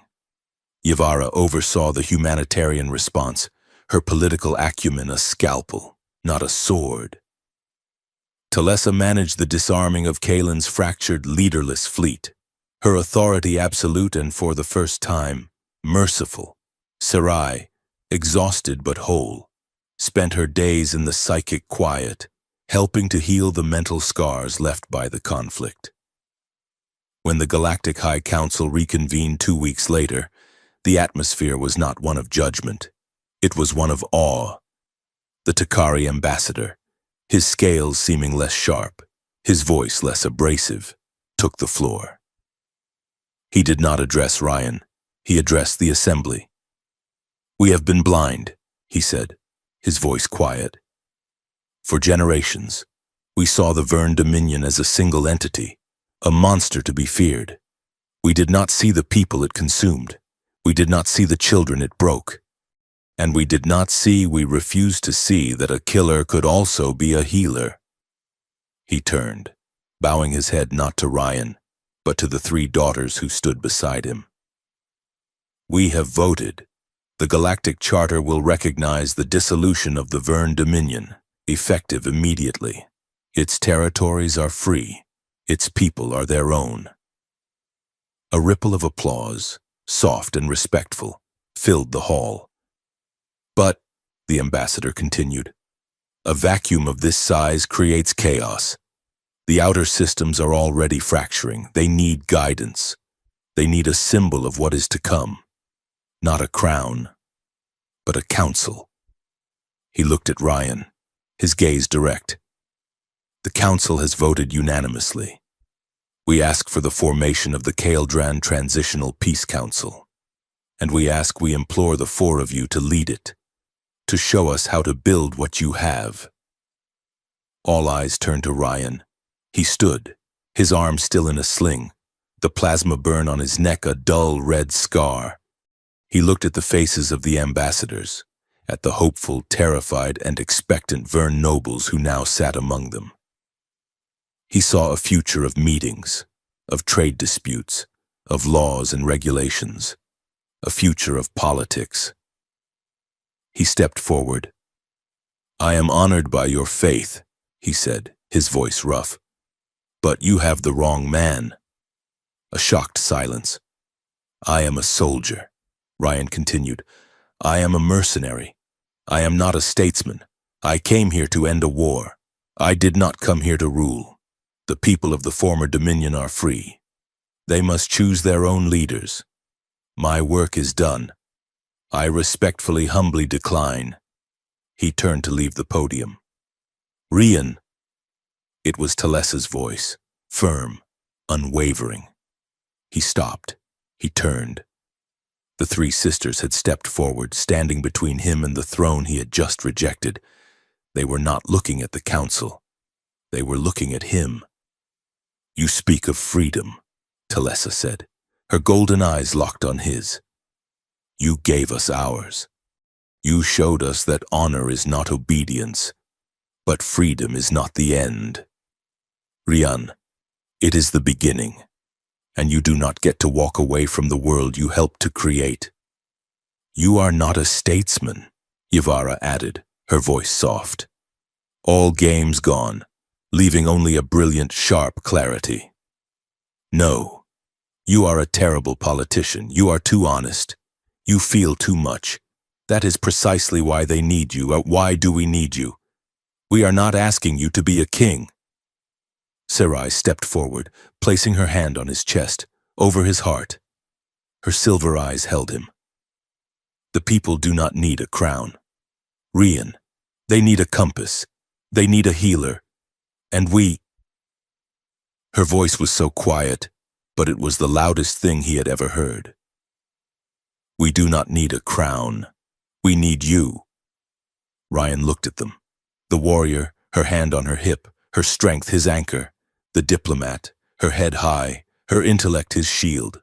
The mystic, her hand on his heart, her soul, his peace.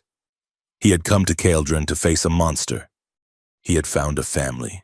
He slowly, carefully put his good arm around Sarai's shoulder. He looked at Talessa.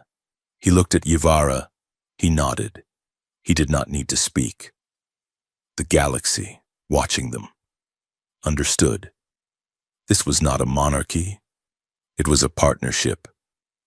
The weeks that followed were a new kind of battle. One fought with words and treaties, not guns.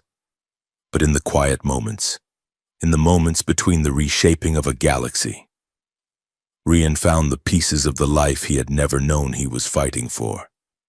He found Talessa in the training arena, the same arena where she had challenged him, where he had seen her grief. But it was changed. The high, oppressive walls were open to the sun, the dark. Vern obsidian was intertwined with plants. And the students, they were not just Vern. He saw young Takari, a pair of gangly human teenagers from the Alliance, and even a few stoic, gray-skinned Vern, the children of Zareth's former loyalists. Talessa was not screaming. She was teaching. No, no, she said, stopping a young Vern male from overextending his strike. You are fighting with your anger.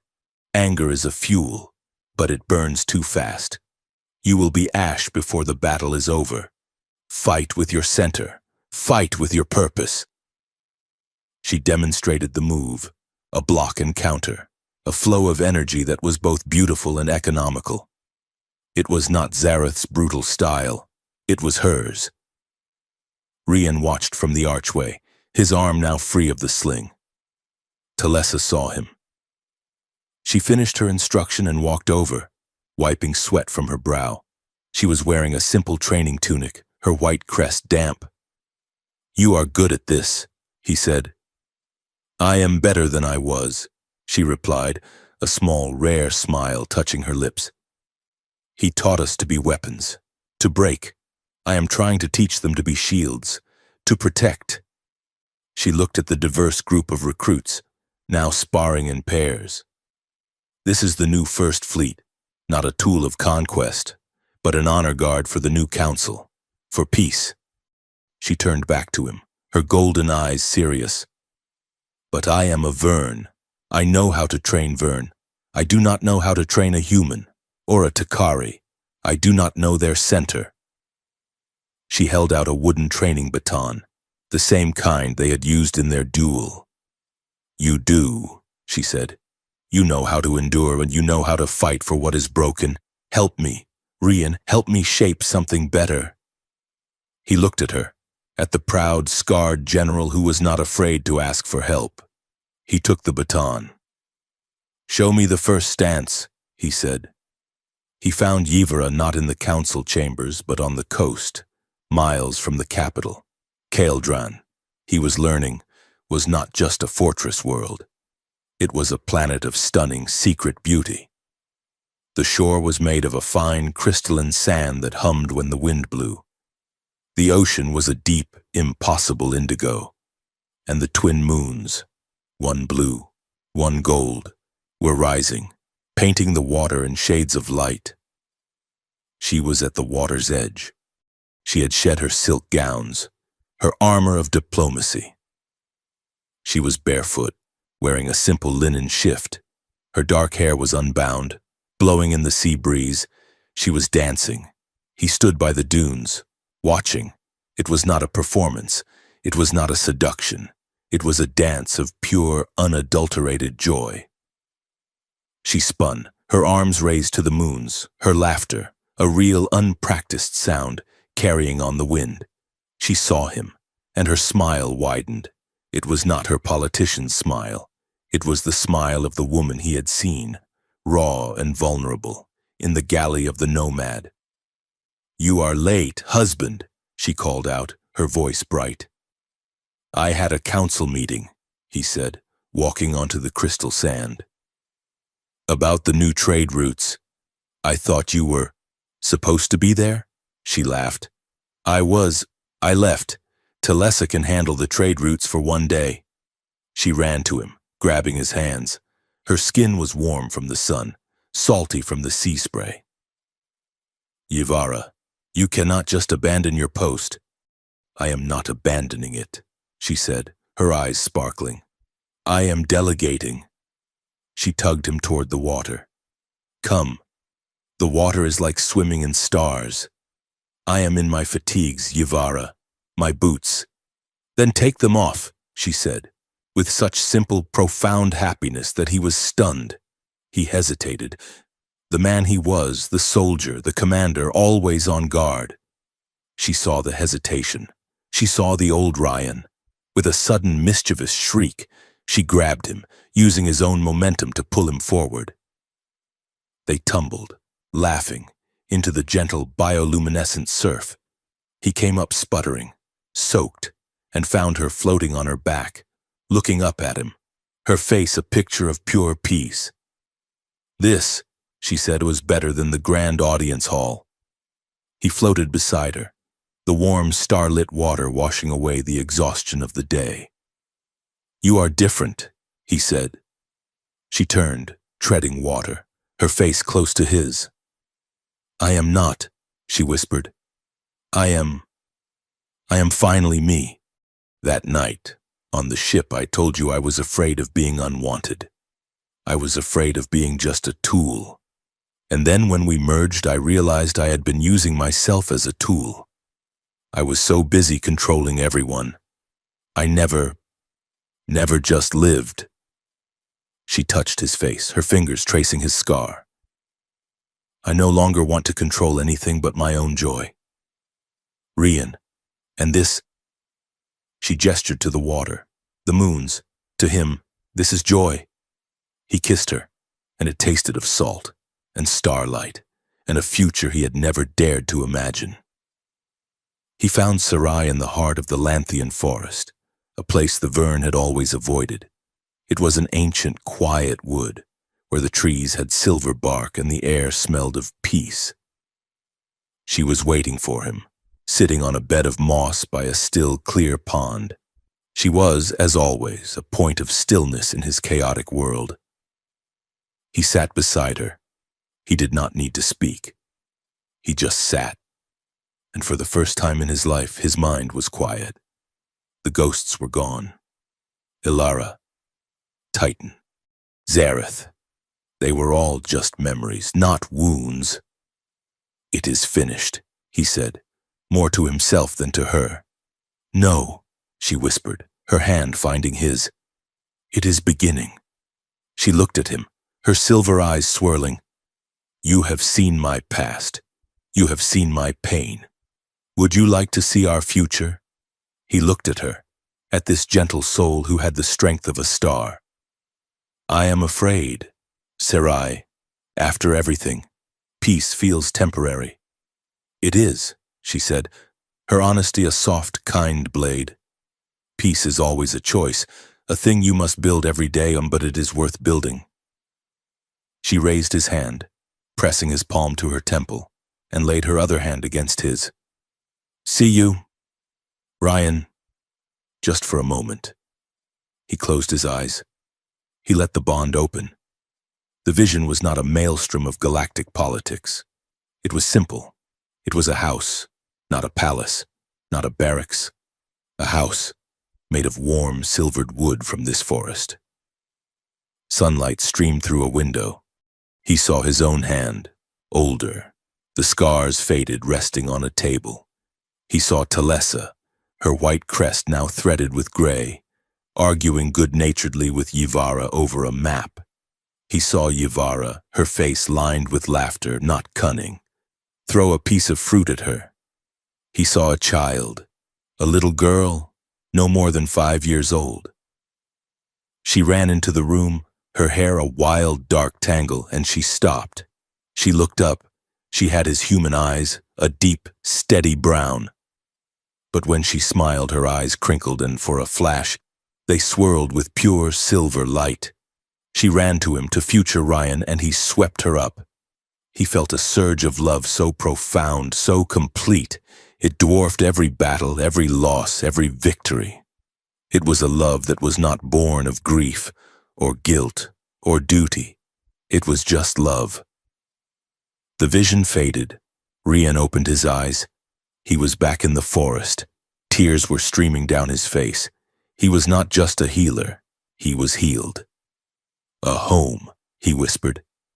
"A home," Sarai confirmed, her own eyes bright. He pulled her to him and held her, his heart too full for any other words. That night, they stood on the great balcony of the obsidian spire. It was not a fortress. It was just a view. The triple moons of Kaeldran, the blue, the gold, and the tiny silver traveler's moon were high, bathing the rebuilding city in a peaceful, holy light. Rian stood at the railing, breathing it all in. The air was clean. He heard footsteps. Talessa came to stand at his right, her armor shed, a simple black tunic in its place. She rested her strong hands on the rail, a silent, comforting presence. His shield. Yavara came to his left, leaning against his shoulder, her warmth seeping into him, his intellect. Sarai came last, slipping her hand into his, her small, powerful grip a connection to the quiet heart of the universe, his soul. They stood together for a long time, a quiet, impossible family watching the stars. Yavara broke the silence first, her voice a soft, amused murmur in the dark. "He defeated the galaxy's fiercest warlord." Talessa's voice, a low, proud rumble, picked up the story, her gaze on the horizon. "And now his 3 daughters." Sarai finished it, her head resting on his shoulder, her voice full of a peace so deep it felt eternal. "Call him husband."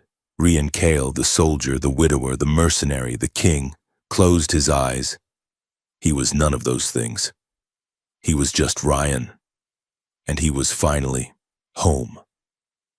A quiet laugh, a shared breath, and the hard-won stars wheeled over them in a galaxy, at last, at peace.